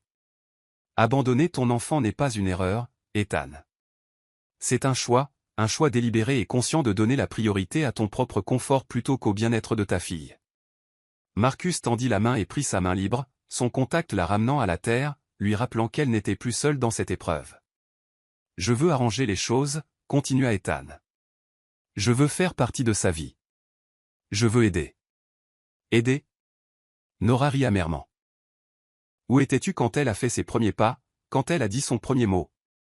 Où étais-tu pendant les nuits blanches où elle faisait des cauchemars ou quand elle me demandait pourquoi elle n'avait pas de papa comme les autres enfants ? Je suis là maintenant, dit Ethan, et il y avait quelque chose dans son ton qui fit froid dans le dos à Nora. Elle a déjà un père, dit fermement Nora, regardant directement Marcus. Elle a un homme qui l'aime, qui la protège, qui fait passer ses besoins avant les siens. Tout ce que tu n'as jamais été et ne seras jamais. Qui est-il ? La voix d'Ethan prit une tournure désagréable. Un petit ami que tu utilises pour me remplacer ? Quelqu'un de meilleur que toi de toutes les manières possibles, répondit Nora. Quelqu'un qui a choisi de l'aimer, qui n'a pas eu besoin de la biologie pour se manifester et être un homme. Écoute, Nora, je sais que tu es en colère, mais j'ai des droits. Je suis son père biologique, et si elle est vraiment aussi malade que les gens le disent, alors il est peut-être temps pour moi de... Nora raccrocha, ses mains tremblant de fureur et de quelque chose qui s'apparentait à la peur. Après 6 ans de silence, l'intérêt soudain d'Ethan pour Lila semblait calculé, opportuniste, et la mention de ses droits lui donnait la nausée. C'était lui, dit-elle inutilement. Je m'en doutais, répondit Marcus, sa voix soigneusement contrôlée. Que voulait-il? Être soudainement père, apparemment. Après 6 ans à faire semblant que nous n'existons pas, Nora ferma les yeux, luttant contre la panique qui menaçait de la submerger. Il a mentionné ses droits, Marcus. Ses droits légaux. Il n'a aucun droit, dit fermement Marcus. Il vous a abandonné. Il n'a fourni aucun soutien, financier ou émotionnel. Aucun tribunal du pays ne pourrait, c'est son père biologique, interrompit Nora. Cela compte légalement, même si ça ne signifie rien moralement. Ils restèrent silencieux pendant plusieurs minutes, les seuls sons étant le ronronnement des moteurs du jet et la respiration régulière de Lila. Finalement, Marcus parla. Nora, il y a quelque chose que je dois te dire. Quelque chose que j'aurais dû te dire plus tôt. Le sérieux de son ton lui serra l'estomac d'appréhension. Quoi? Les dépenses médicales, le jet privé, la consultation avec le docteur Alvarez. Ce n'est pas seulement de la charité. Ce n'est pas seulement moi essayant d'aider des étrangers. Il marqua une pause, choisissant ses mots avec soin. Je veux adopter Lila légalement. Je veux t'épouser et devenir son père dans tous les sens qui comptent. Les mots frappèrent Nora comme un coup physique. Quoi? Je l'aime, dit simplement Marcus. Je vous aime toutes les deux. Ce qui a commencé comme une simulation est devenu la chose la plus réelle de ma vie. Je veux construire une famille avec toi, donner à Lila tout ce qu'elle mérite, vous protéger toutes les deux de gens comme Ethan, qui ne se manifestent que lorsque cela leur est commode. Nora le fixa, son esprit chancelant. Marcus, nous nous connaissons depuis 3 jours. Tu ne peux pas juste décider d'épouser quelqu'un et d'adopter son enfant sur la base de 3 jours. Pourquoi pas, demanda Marcus. J'ai pris des décisions commerciales d'une valeur de millions avec moins d'informations et des délais plus courts. Il ne s'agit pas d'affaires. Il s'agit d'amour, de famille, de faire tout ce qu'il faut pour protéger les personnes qui comptent le plus. Mais si elle ne va pas mieux, murmura Nora. Et si le docteur Alvarez ne peut pas l'aider non plus? Voudrais-tu toujours épouser une femme dont tu n'aurais la fille que pour quelques jours ou quelques semaines? Marcus se pencha en avant, ses yeux intenses et absolument certains. Nora, je suis tombé amoureux de Lila en sachant qu'elle était en train de mourir. Si tout ce que nous obtenons, ce sont des jours ou des semaines, alors je veux que chaque instant de ce temps soit rempli d'amour, de sécurité et de la certitude qu'elle est chérie. Je veux que ses derniers souvenirs soient d'avoir un père qui remuerait ciel et terre pour elle. Et si elle vit, si le docteur Alvarez trouve un moyen de la sauver, alors je veux passer le reste de ma vie à être son père et ton mari. La simple certitude dans sa voix coupa le souffle à Nora. Après 6 ans à tout faire seul, à être à la fois mère et père, à porter le poids du monde sur ses épaules, l'idée de partager ce fardeau, d'avoir un véritable partenaire, était presque trop merveilleuse pour être crue. J'ai peur, avoua-t-elle. De quoi? De croire que c'est réel. De croire que tu ne disparaîtras pas quand les choses deviendront difficiles.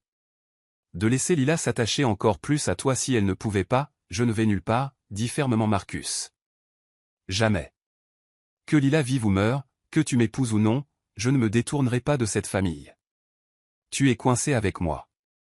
Comme appelé par leur conversation, Lila s'agita, ses yeux s'ouvrant pour trouver les deux adultes la regardant avec des expressions d'amour et de protection féroces. On est presque arrivé, papa, demanda-t-elle à moitié endormie. Presque, princesse, répondit Marcus en lui lissant les cheveux. Encore un petit moment. Bien, dit Lila, se blottissant contre lui. J'ai fait le meilleur des rêves. J'ai rêvé que nous étions une vraie famille pour toujours et à jamais, et que personne ne pouvait nous séparer. En regardant l'expression paisible de sa fille, et l'homme qui était devenu essentiel à leurs deux vies en l'espace de quelques jours, Nora sentit quelque chose qu'elle pensait avoir perdu à jamais, la conviction que les rêves pouvaient se réaliser, même si les cauchemars venaient parfois appeler en premier. Chapitre 7, le passé confronté au présent. L'hôpital pour enfants du Texas à Houston était un témoignage éclatant d'espoir et de médecine de pointe. Ces murs étaient tapissés d'œuvres d'art créées par de jeunes patients et de photographies d'enfants qui avaient surmonté l'impossible. Le docteur Sofia Alvarez les rencontra dans l'aile de cardiologie pédiatrique, sa réputation la précédant comme un phare de possibilités dans l'obscurité qui avait entouré le diagnostic de Lila. « Elle est magnifique », dit le docteur Alvarez après son examen initial, ses yeux bienveillants étudiant Lila avec l'intensité de quelqu'un qui considérait les miracles comme des possibilités quotidiennes plutôt que des rêves lointains. Et plus forte que ses résultats de test ne le suggèrent. Ils étaient réunis dans son bureau, Nora serrant la main de Marcus comme une bouée de sauvetage. Lila était recroquevillée sur les genoux de Marcus, vêtue d'une blouse d'hôpital décorée de cœurs de dessins animés, et le docteur Alvarez examinait les tests complets que son équipe avait effectués au cours des 18 dernières heures. Les dommages à son cœur sont importants, continua le docteur Alvarez, mais il y a une procédure expérimentale que nous développons. C'est risqué, cela nécessite plusieurs chirurgies sur plusieurs mois, et le taux de réussite est. Elle fit une pause, choisissant ses mots avec soin. Point limité. À quel point limité ? Demanda Marcus, sa voix stable malgré la façon dont ses bras se resserraient autour de Lila. Un taux de survie de 10%, répondit le docteur Alvarez avec l'honnêteté qui faisait d'elle l'une des médecins les plus respectés dans son domaine. Mais pour les enfants dans l'état de Lila, cela représente le seul véritable espoir disponible. Le chiffre s'abattit sur eux comme un poids, mais Lila les surprit tous en hochant la tête pensivement. 10%, c'est mieux que 0%, dit-elle avec un pragmatisme surprenant. Et je suis plutôt doué pour faire des choses impossibles. Son évaluation factuelle de ses propres chances aurait été déchirante, n'eût été la confiance tranquille dans sa voix. C'était une enfant qui avait passé toute sa vie à défier les probabilités, et elle n'avait aucune intention de s'arrêter maintenant. 3 chirurgies distinctes, chacune complexe et dangereuse, des mois de récupération entre les procédures, la possibilité de complications qui pourraient. Le docteur Alvarez jeta un coup d'œil à Lila, qui écoutait avec l'attention de quelqu'un de bien plus âgé que ses 6 ans. Point la possibilité d'aggraver les choses au lieu de les améliorer, murmura le médecin. Mais aussi la possibilité de me guérir complètement, demanda Lila avec la logique directe que seuls les enfants possédaient. Oui, ma puce, répondit doucement le docteur Alvarez. Aussi cette possibilité. Lila considéra cette information avec le sérieux d'un membre du conseil d'administration examinant une décision critique. Papa, qu'est-ce que tu en penses ? La question coupa le souffle à Marcus. Il y a 3 jours, il était un étranger. Maintenant, une enfant mourante lui demandait de l'aider à prendre la décision la plus importante de sa courte vie. Je pense, dit-il avec prudence, que 10%, c'est 10% de plus que ce que nous avions hier. Et je pense que tu es la personne la plus courageuse que je connaisse, ce qui signifie que si quelqu'un peut vaincre ses chances, c'est toi. Et si je ne les bats pas, demanda Lila avec un réalisme dévastateur. Alors nous aurons tout essayé, et tu sauras que tous ceux qui t'aiment se sont battus aussi fort qu'ils le pouvaient pour te garder ici. Lila hocha la tête solennellement, puis se tourna vers sa mère. Maman, es-tu assez courageuse pour me laisser essayer ? La question brisa le cœur de Nora en 1 million de morceaux. Comment pouvait-elle dire oui à soumettre sa fille à des mois d'agonie pour une chance de 10%? Comment pouvait-elle dire non au seul espoir qu'elles avaient? Je suis assez courageuse pour tout quand il s'agit de toi, murmura Nora. Alors nous essayons, dit Lila avec détermination. Nous essayons de battre les 10%, le docteur Alvarez sourit, l'expression transformant son visage sérieux en quelque chose de radieux. Dans ce cas, nous devons agir rapidement. J'aimerais programmer la première chirurgie pour la semaine prochaine, ce qui signifie. Un tumulte dans le couloir l'interrompit. Des voix fortes, quelqu'un se disputant avec la sécurité de l'hôpital. Le bruit d'un conflit qui fit s'activer tous les instincts de protection dans le corps de Marcus. Je suis son père biologique, cria une voix familière. J'ai des droits légaux de voir ma fille, et votre sécurité ne peut pas m'en empêcher. Nora devint rigide sur sa chaise, son visage se vidant de ses couleurs. Non. Il nous a suivis jusqu'ici. Ethan apparut dans l'embrasure de la porte avant que la sécurité ne puisse l'escorter dehors, flanqué d'un homme en costume coûteux qui était clairement son avocat. Ethan ressemblait exactement à ce dont Nora se souvenait, beau d'une manière superficielle, avec le genre de confiance qui venait du fait de n'avoir jamais été tenu vraiment responsable de ses actes. « Bonjour, Nora, dit Ethan, son ton écœurant de douceur. Merci d'avoir rendu si facile de te retrouver. Les messages sur les médias sociaux concernant les chirurgies miracles à Houston ont vraiment réduit la recherche. Je vois que tu as reçu mon message. Sortez, dit Nora, se levant si rapidement que sa chaise bascula. Sortez immédiatement. J'ai peur de ne pas pouvoir faire ça, répondit Ethan, ses yeux se posant sur Lila avec ce qu'il pensait probablement ressembler à de l'inquiétude paternelle. Je suis ici pour voir ma fille. Ta fille? La voix de Marcus était terriblement calme alors qu'il se levait, se plaçant légèrement devant Lila dans un geste instinctivement protecteur. Ta fille est l'enfant que tu as abandonné il y a 6 ans. Les yeux d'Ethan se plissèrent alors qu'il observait les vêtements coûteux de Marcus, son assurance et sa posture protectrice. Et vous êtes? Je suis son père, répondit simplement Marcus. Non, dit Ethan, sa voix prenant une tournure désagréable. Vous ne l'êtes pas. Je le suis. Biologiquement, légalement, je suis son père. Et je suis ici pour réclamer mes droits. Les yeux d'Ethan parcoururent la chambre privée coûteuse, cataloguant les détails avec l'évaluation calculatrice de quelqu'un qui évalue un profit potentiel. Le luxe, les spécialistes privés, la richesse évidente soutenant les soins de Lila. Tout cela s'additionnait à une opportunité dans son esprit. J'ai fait mes recherches sur votre nouvel ami ici, dit Ethan, son regard se fixant sur Marcus avec une avidité non dissimulée. Marcus est, valeur nette au nord de 50 millions. Récemment divorcé, sans enfant à lui.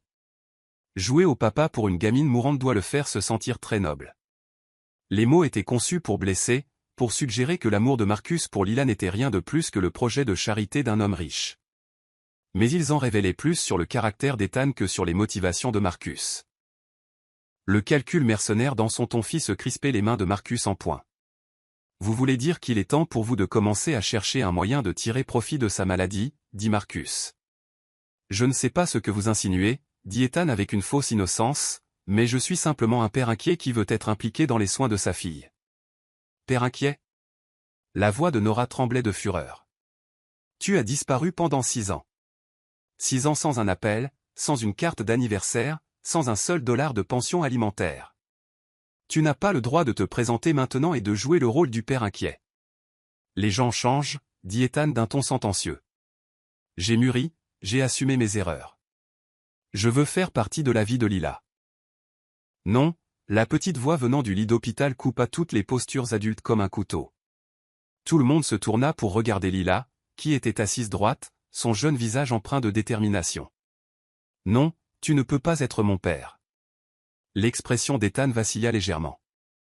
Ma chérie, je sais que c'est confus, mais je suis ton vrai papa. Cet homme est juste, il est mon vrai papa, l'interrompit Lila en pointant Marcus. Tu es juste l'homme qui m'a faite mais qui ne voulait pas de moi. Les mots frappèrent Ethan comme une gifle, son visage rougissant de colère et d'embarras. Tu ne comprends pas la situation, Lila. Tu es trop jeune pour prendre ce genre de décision. Je suis assez vieille pour savoir qui m'aime, répondit Lila avec une simplicité dévastatrice. Et je suis assez vieille pour savoir qui m'a quitté. Le docteur Alvarez, qui avait regardé cette confrontation avec une inquiétude croissante, s'avança. Je vais devoir demander à tout le monde de baisser la voix. C'est un hôpital, et Lila doit rester calme avant son opération. Opération? L'avocat d'Ethan s'anima immédiatement. Quelle opération? Nous n'avons été informés d'aucune procédure prévue. Parce que vous n'avez aucun droit d'être informé, claqua Nora. Vous avez renoncé à vos droits parentaux lorsque vous êtes parti. Ce n'est pas ainsi que la loi fonctionne, répondit l'avocat avec douceur. Les droits parentaux de M. Turner n'ont jamais été légalement résiliés. Il a tout à fait le droit d'être consulté sur les décisions médicales concernant sa fille biologique. Alors nous allons y mettre fin maintenant, dit Marcus, sa voix coupant le chaos avec une autorité absolue. J'adopte Lila, et je me battrai contre quiconque essaiera d'arrêter cela.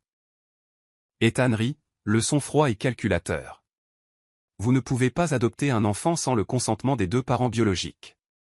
Et je ne consens à rien tant que je n'aurai pas compris exactement quel type d'arrangements financiers sont conclus pour les soins de ma fille.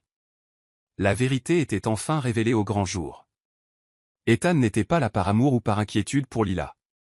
Il était là parce qu'il avait appris d'une manière ou d'une autre la richesse de Marcus et y voyait une opportunité de tirer profit de la fille qu'il avait abandonnée. Vous voulez de l'argent? Demanda Marcus doucement. Je veux ce qu'il y a de mieux pour ma fille, répondit Ethan, mais ses yeux étaient calculateurs. Et je pense que son père biologique devrait avoir son mot à dire sur la façon dont ses soins médicaux sont financés. Papa, dit doucement Lila, sa petite voix coupant la tension. Fais partir le méchant homme.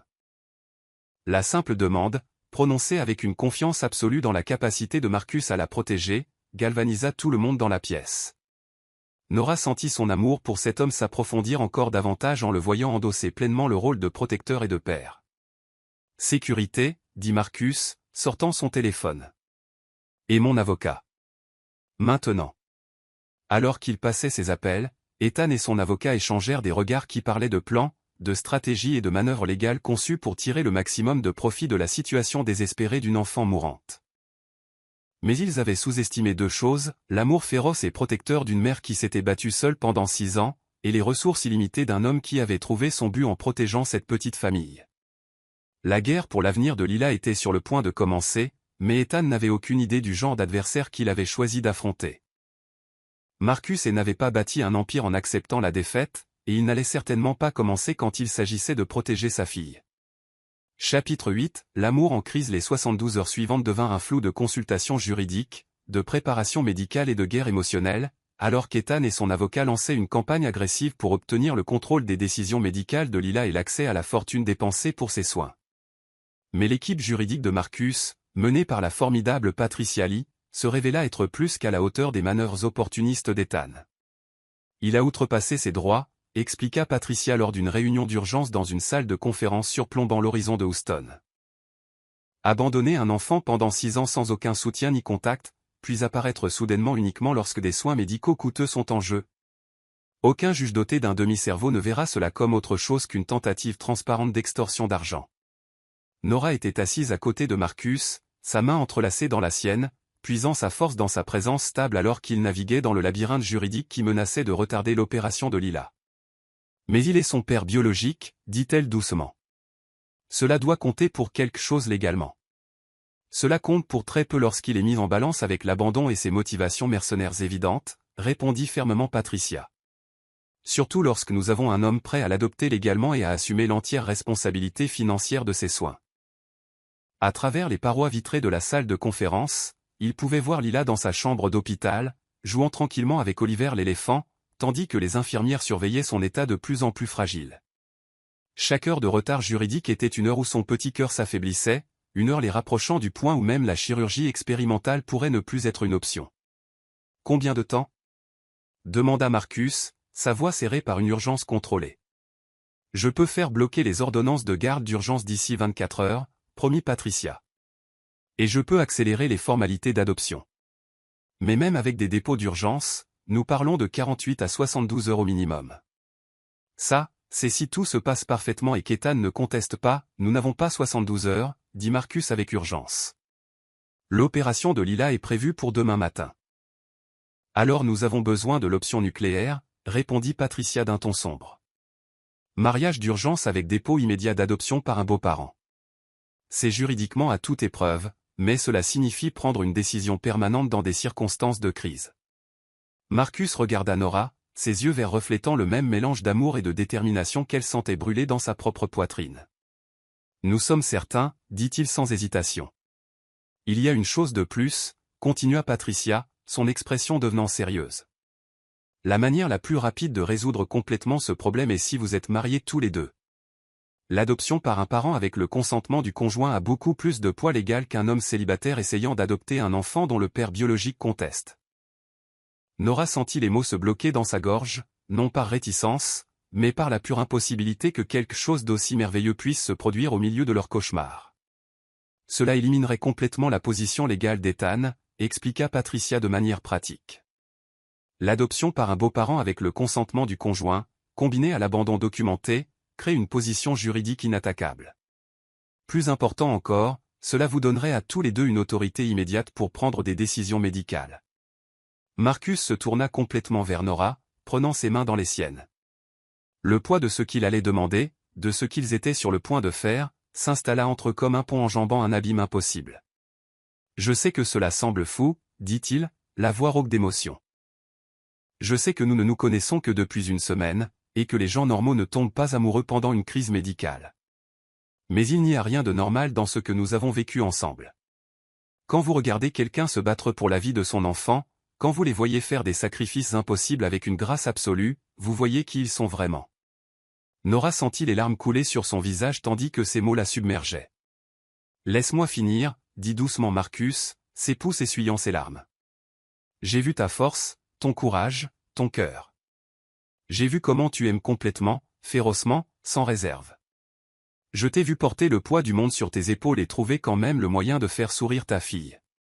Je t'ai vu choisir l'espoir quand le désespoir aurait été plus facile, choisir la confiance quand la trahison était tout ce que tu avais connu. Tu ne sais pas tout de moi, murmura Nora, sa voix brisée. Tu ne sais pas à quel point j'ai peur, combien de fois je l'ai déçu, combien de nuits j'ai passé éveillé à me demander si j'étais suffisante. J'en sais assez, répondit fermement Marcus. Je sais que tu as été suffisante pendant 6 ans, toute seule. Je sais que tu es la personne la plus forte que j'ai jamais rencontrée, et la plus belle, et la plus digne d'amour. Et je sais que je veux passer le reste de ma vie à être digne de ce genre d'amour, digne d'être le père de Lila, digne d'être ton mari. Le mot resta suspendu entre eux, mari. Chargé de promesses et de possibilités, et de la beauté terrifiante de choisir l'amour face à la perte. Et si elle n'y arrive pas, demanda Nora, exprimant la peur qui vivait dans leurs deux cœurs. Et si nous faisons cela, nous prenons cet engagement, et qu'ensuite nous la perdons? Et si tu te réveilles marié à une femme dont tu n'aurais la fille que pour quelques jours ou quelques semaines? Les yeux de Marcus ne la quittèrent pas tandis qu'il répondait. Alors je me réveillerai marié à la femme qui m'a montré ce que l'amour signifie vraiment. La femme qui m'a appris que certaines choses valent la peine de se battre, même si elles semblent impossibles. La femme qui a fait de moi un père, même si ce n'est que pour une semaine. Et si elle vit, murmura Nora. Alors nous passons le reste de nos vies à la regarder grandir. À célébrer chaque étape, à nous disputer au sujet des couvre-feux et des choix universitaires et des plans de mariage.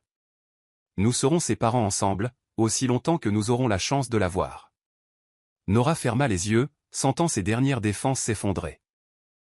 Après 6 ans à se protéger, elle et Lila, de la déception, de l'abandon, du genre d'espoir qui pourrait les détruire s'il s'avérait faux, elle choisissait d'être assez courageuse pour croire en cet amour impossible. Oui, murmura-t-elle. Oui, je t'épouse. Nora sentit sa poitrine se serrer d'un mélange de peur et d'espoir qui menaçait de la submerger. Elle regarda Marcus, cet homme qui était apparu dans leur vie comme un miracle et était d'une manière ou d'une autre devenu essentiel à leur survie, et vit ses propres émotions se refléter dans ses yeux. Nora, dit-il doucement, se tournant pour lui faire face complètement. Ce n'est pas ainsi que j'imaginais te demander ta main. Tu avais l'intention de me demander ma main. La question sortit essoufflée, étonnée. J'avais l'intention de te demander ta main depuis le moment où j'ai réalisé que je t'aimais, répondit simplement Marcus. Je pensais juste que nous aurions plus de temps. Des circonstances plus normales. Mais si Lila m'a appris quelque chose, c'est que l'amour n'attend pas le moment parfait. Des larmes coulaient sur les joues de Nora tandis qu'elle regardait cet homme qui s'était battu pour sa fille, qui était devenu le père que Lila avait toujours mérité, qu'il avait d'une manière ou d'une autre fait croire à nouveau au conte de fées, malgré le cauchemar qu'il traversait. Oui, murmura-t-elle. Oui, je t'épouse. Patricia sourit, l'expression transformant son visage sérieux. Dans ce cas, je connais un juge qui peut célébrer la cérémonie aujourd'hui. Nous pouvons la faire ici même à l'hôpital, avec Lila comme témoin. 2 heures plus tard, dans la petite chapelle attenante à l'hôpital pour enfants du Texas, Nora devint Nora et lors d'une cérémonie qui était à la fois le mariage le plus non conventionnel et le plus parfait imaginable. La chapelle elle-même était simple mais belle, avec des vitraux qui projetaient des motifs arc-en-ciel sur les bancs en bois poli. Des fleurs fraîches de la jardinerie de l'hôpital avaient été arrangées à la hâte en bouquet, et quelqu'un avait trouvé des bougies à piles pour créer une lueur chaude et intime, malgré l'éclairage fluorescent de l'hôpital. Nora portait une simple robe bleu marine que Marcus avait réussi à faire livrer en quelques heures, le tissu doux et élégant contre sa peau. Ce n'était pas la robe de mariée dont elle rêvait petite fille, mais elle était parfaite pour ce moment, pour cet homme, pour cette histoire d'amour impossible qu'ils écrivaient ensemble. Marcus se tenait à côté d'elle dans une chemise blanche fraîche et un pantalon de flanelle gris foncé, sa veste de costume coûteuse abandonnée au profit de vêtements qui lui ressemblaient davantage moins l'homme d'affaires milliardaire, et plus l'homme qui était tombé amoureux d'une enfant mourante et de sa mère féroce. Lila était assise dans son fauteuil roulant entre eux, portant une couronne de fleurs faites de marguerites blanches et de souffles de bébé qu'une gentille infirmière avait tressé. Elle tenait 2 simples alliances en or dans sa petite main de bague de mariage de la boutique de cadeaux de l'hôpital qui coûtait $30 mais semblait plus précieuse que n'importe quel diamant. Marcus James est, voulez-vous prendre Nora Marie Tate pour épouse, l'aimer et la chérir, dans la maladie et dans la santé, pour le meilleur et pour le pire, tant que vous vivrez tous les deux? Je le veux, dit Marcus, sa voix stable et sûre alors qu'il regardait Nora dans les yeux. Je le veux. Et je promets d'aimer non seulement vous, mais la belle fille que vous me faites confiance pour protéger. Je promets d'être le père qu'elle mérite et le mari que vous avez toujours mérité d'attendre. Nora Marie Tate, voulez-vous prendre Marcus James et pour époux, l'aimer et le chérir, dans la maladie et dans la santé, pour le meilleur et pour le pire, tant que vous vivrez tous les deux? Je le veux, murmura Nora, sa voix brisée par l'émotion. Je le veux. Et je promets de vous aimer pour nous avoir vus quand nous étions invisibles, pour nous avoir choisis quand nous n'avions rien à offrir d'autre que l'espoir, pour nous avoir fait croire à nouveau aux fins heureuses. Alors que Marcus glissait la simple alliance en or sur son doigt, Nora sentit quelque chose changer en elle, non seulement la joie d'épouser l'homme qu'elle aimait, mais le soulagement profond de ne plus porter seule le poids du monde. Pour la première fois en 6 ans, elle avait un véritable partenaire, quelqu'un qui partagerait à la fois les fardeaux et les bénédictions d'aimer Lila. Par le pouvoir qui m'est conféré par l'État du Texas, je vous déclare maintenant mari et femme. Le baiser qui scella leur mariage fut doux, tendre et plein de promesses pour un avenir pour lequel ils étaient tous deux déterminés à se battre. Lorsqu'ils se séparèrent, Lila applaudissait avec une joie pure, son rire remplissant la petite chapelle d'une musique plus belle que n'importe quelle marche nuptiale. Maintenant, j'ai vraiment un papa pour toujours, dit-elle avec satisfaction. Même si le méchant homme essaie de m'emmener, j'ai une vraie famille maintenant. Plus tard ce soir-là, après que les documents légaux eurent été signés et que Lila se fut endormie en leur serrant les 2 mains, Nora et Marcus se retrouvèrent seuls dans le petit salon familial, adjacent à l'unité pédiatrique. La réalité de ce qu'ils avaient fait commençait à s'installer, ils étaient mariés, légalement liés l'un à l'autre au milieu de la plus grande crise de leur vie. Madame est, dit doucement Marcus, testant la façon dont le nom sonnait. Monsieur est, répondit Nora, un petit sourire jouant sur ses lèvres malgré l'épuisement qui semblait s'infiltrer dans ses os. Il va falloir s'habituer. Ils s'assirent ensemble sur le canapé d'hôpital inconfortable, les mains entrelacées, les alliances attrapant la lumière fluorescente. Le silence entre eux n'était pas gênant. C'était le calme de 2 personnes traitant un changement monumental dans leur vie. « As-tu peur » demanda finalement Nora. Terrifié, admit Marcus. « Mais pas de t'épouser. J'ai peur de ne pas être le père dont elle a besoin, le mari que tu mérites. J'ai peur d'échouer envers les 2 personnes les plus importantes de mon monde. » Nora se tourna pour étudier son profil, cet homme qui était apparu dans leur vie comme un ange gardien et était d'une manière ou d'une autre devenu leur ancre dans la tempête. « Tu as déjà fait tes preuves, Marcus. Chaque jour depuis que nous nous sommes rencontrés, tu t'es manifesté. Tu t'es battu pour elle, pour nous. C'est ce que fait la famille. Je n'ai jamais fait partie de la famille de quelqu'un d'autre, dit-il doucement. Pas vraiment. Mes parents m'aimaient à leur manière, mais c'était conditionnel, mesuré. Ça. Ce que je ressens pour toi et Lila. C'est complètement différent. C'est dévorant, terrifiant, et absolument essentiel, tout à la fois. Bien, dit fermement Nora. Parce que c'est exactement ce que l'amour est censé ressentir. Le lendemain apporterait l'opération, la chance de 10%, la possibilité que leur nouvelle famille soit brisée avant d'avoir eu la chance de vraiment commencer. Mais ce soir, dans ce moment de calme entre le mariage et la crise, ils n'étaient qu'un mari et une femme se tenant l'un l'autre et s'accrochant à l'espoir.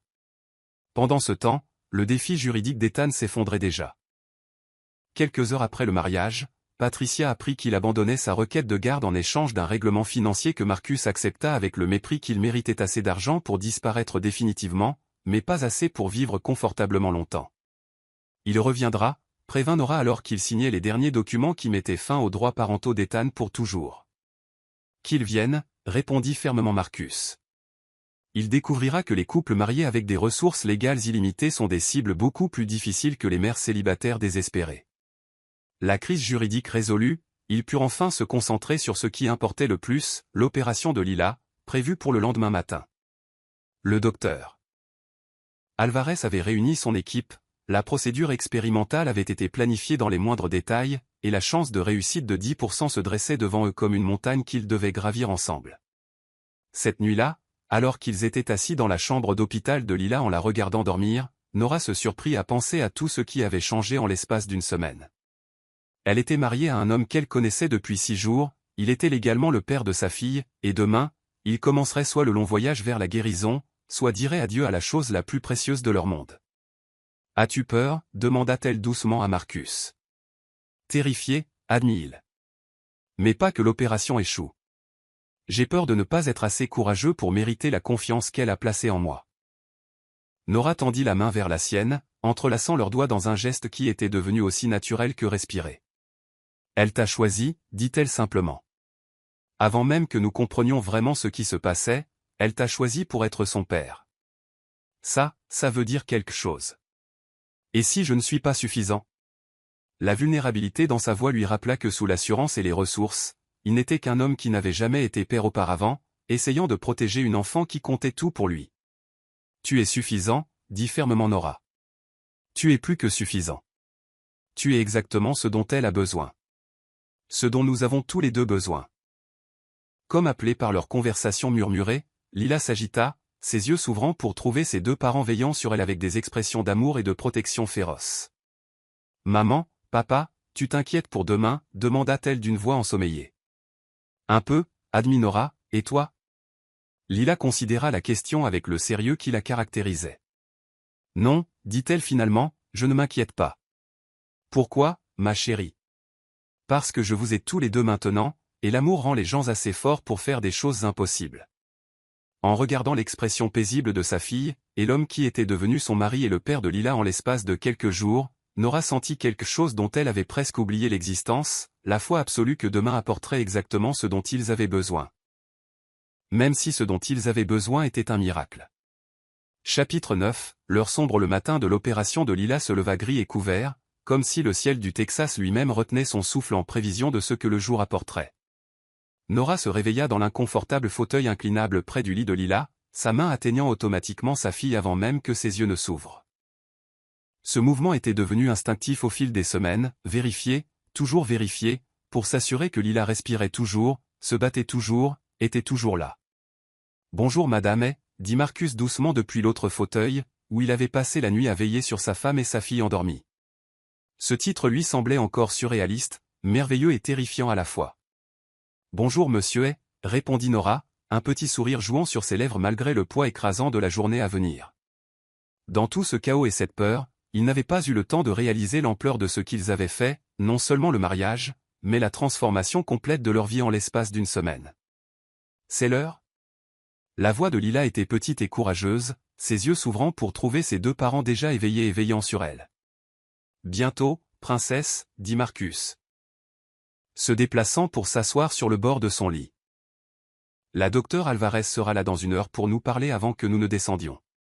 Es-tu prête ? Demanda Nora gentiment, lissant les cheveux de Lila loin de son front. Lila considéra la question avec le sérieux qu'elle apportait à toute chose importante. Je crois que oui. J'ai peur, mais je suis aussi excitée. Excitée ? Les sourcils de Marcus se levèrent de surprise. Parce que, peut-être qu'après aujourd'hui, mon cœur sera assez fort pour courir et jouer comme les autres enfants. Peut-être que je pourrai aller à l'école, me faire des amis et vivre des aventures. Les yeux de Lila pétillaient de cette sorte d'espoir que seuls les enfants peuvent conserver face à des chances impossibles. Peut-être que je pourrai grandir et être exactement comme maman, forte, courageuse et belle. Les mots frappèrent les 2 adultes comme des coups physiques, la manière désinvolte dont leur fille parlait d'un avenir qui reposait sur 10% de chances de survie. Nora sentit les larmes monter, mais elle les refoula, déterminée à égaler le courage de Lila avec le sien. « Tu es déjà forte, courageuse et belle, » dit Marcus, la voix rauque d'émotion. « Tu es la personne la plus forte que je connaisse. »« C'est parce que tu n'as pas encore rencontré ma maman, » répondit Lila avec un petit rire qui ressemblait exactement à l'enfant insouciant qu'elle aurait dû avoir le droit d'être. « C'est la personne la plus forte du monde entier. Elle a pris soin de moi toute seule pendant si longues années, » dit Nora fermement. « Et maintenant, nous prenons soin les uns des autres. Tous les 3 ensemble. » Lorsque la docteure Alvarez arriva 1 heure plus tard, elle apporta avec elle l'énergie maîtrisée d'une chirurgienne se préparant pour la procédure la plus complexe de sa carrière. La chirurgie expérimentale impliquerait de reconstruire complètement le cœur endommagé de Lila en utilisant une combinaison de matériaux artificiels et de greffe de tissu, une procédure si nouvelle que seulement 3 autres enfants dans le monde l'avaient subie. La chirurgie prendra 12 à 14 heures, expliqua la docteure Alvarez, sa voix douce mais honnête. Nous devrons arrêter complètement son cœur et la maintenir sous circulation extracorporelle pendant que nous travaillons. Il y aura des moments critiques où les choses pourraient très mal tourner, très rapidement. Quels sont les risques spécifiques, demanda Marcus, son esprit d'homme d'affaires ayant besoin d'informations concrètes même si son cœur de père se brisait. Défaillance d'organes, AVC, complications hémorragiques, infections, rejet des composants artificiels. La voix de la docteure Alvarez était clinique mais ses yeux étaient bienveillants. N'importe lequel de cela pourrait être fatal. Mais Lila a quelque chose pour elle que la plupart des enfants n'ont pas.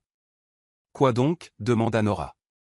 Elle a des parents qui l'aiment inconditionnellement, qui se sont battus pour elle, qui lui ont donné la force émotionnelle d'endurer ce que la plupart des adultes ne pourraient pas supporter. Cela compte plus que vous ne le pensez. Alors qu'il se préparait à emmener Lila pour la chirurgie, la petite fille insista pour avoir quelques minutes seule avec chaque parent. Nora passa la première, serrant sa fille contre elle et lui murmurant tout l'amour, l'espoir et les prières désespérées qui s'étaient accumulées dans sa poitrine pendant des mois. « Maman, dit Lila doucement, si quelque chose m'arrive, je veux que tu sois heureuse. Je veux que tu aimes papa et que tu le laisses t'aimer en retour. Promets-moi que tu ne seras pas triste pour toujours. » « Rien ne va t'arriver, murmura Nora avec ferveur. Tu vas vaincre les 10%, et nous allons rentrer à la maison et former une famille. Mais si ça arrive, insista Lila avec la détermination qu'il avait portée à travers 6 années de lutte médicale, promets-le-moi. Je te le promets, dit Nora, les mots sortant brisés et désespérés. Mais seulement si tu me promets de te battre aussi fort que possible pour revenir vers nous. Je te le promets, maman. Je t'aime. Je t'aime aussi, bébé, plus que toutes les étoiles du ciel. Quand ce fut le tour de Marcus, il se retrouva submergé par l'ampleur de ce que cette petite personne avait apporté dans sa vie. Il y a une semaine, il était un homme prospère mais vide, maintenant, il était un père, un mari, quelqu'un qui avait tout à perdre et tout à défendre. « Papa, dit Lila sérieusement, prendras-tu soin de maman si je ne peux pas revenir ?» La question coupa complètement la respiration de Marcus. « Lila, tu vas revenir. Nous n'envisageons même pas une autre possibilité. Mais si je ne peux pas, continua-t-elle avec une franchise dévastatrice, maman aura besoin de quelqu'un pour lui rappeler de manger et de dormir et de ne pas trop travailler. Elle oublie de prendre soin d'elle quand elle est triste. Tu seras là pour le lui rappeler toi-même, dit Marcus fermement. Parce que tu es la petite fille la plus courageuse et la plus forte du monde, et tu vas vaincre ça. Je l'espère, dit simplement Lila, parce que je veux vraiment voir ce que c'est d'avoir un papa qui m'apprend à faire du vélo, qui m'aide avec mes devoirs et qui fait fuir les garçons quand je serai plus grande. L'image de cet avenir, de ces moments normaux et quotidiens entre père et fille, serra la poitrine de Marcus d'un désir ardent et d'une détermination nouvelle. Je vais t'enseigner toutes ces choses et bien plus encore, promit-il. Nous aurons une vie entière d'aventures ensemble. Je t'aime, papa. Merci d'avoir choisi d'être mon père. Merci d'avoir choisi d'être ma fille, princesse. Tu m'as sauvé la vie autant que nous essayons de sauver la tienne. Alors que l'équipe chirurgicale se préparait à emmener Lila, elle insista pour un dernier moment en famille.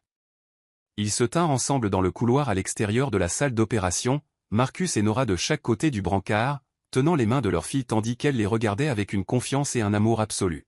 « Souvenez-vous, dit solennellement Lila, quoi qu'il arrive, nous sommes une famille maintenant. Pour toujours et à jamais. Rien ne peut changer ça. » Les mots les suivirent dans la salle d'attente chirurgicale, où ils s'installèrent pour le jour le plus long de leur vie, 12 à 14 heures à ne pas savoir, à espérer, à prier chaque divinité à laquelle ils avaient jamais cru.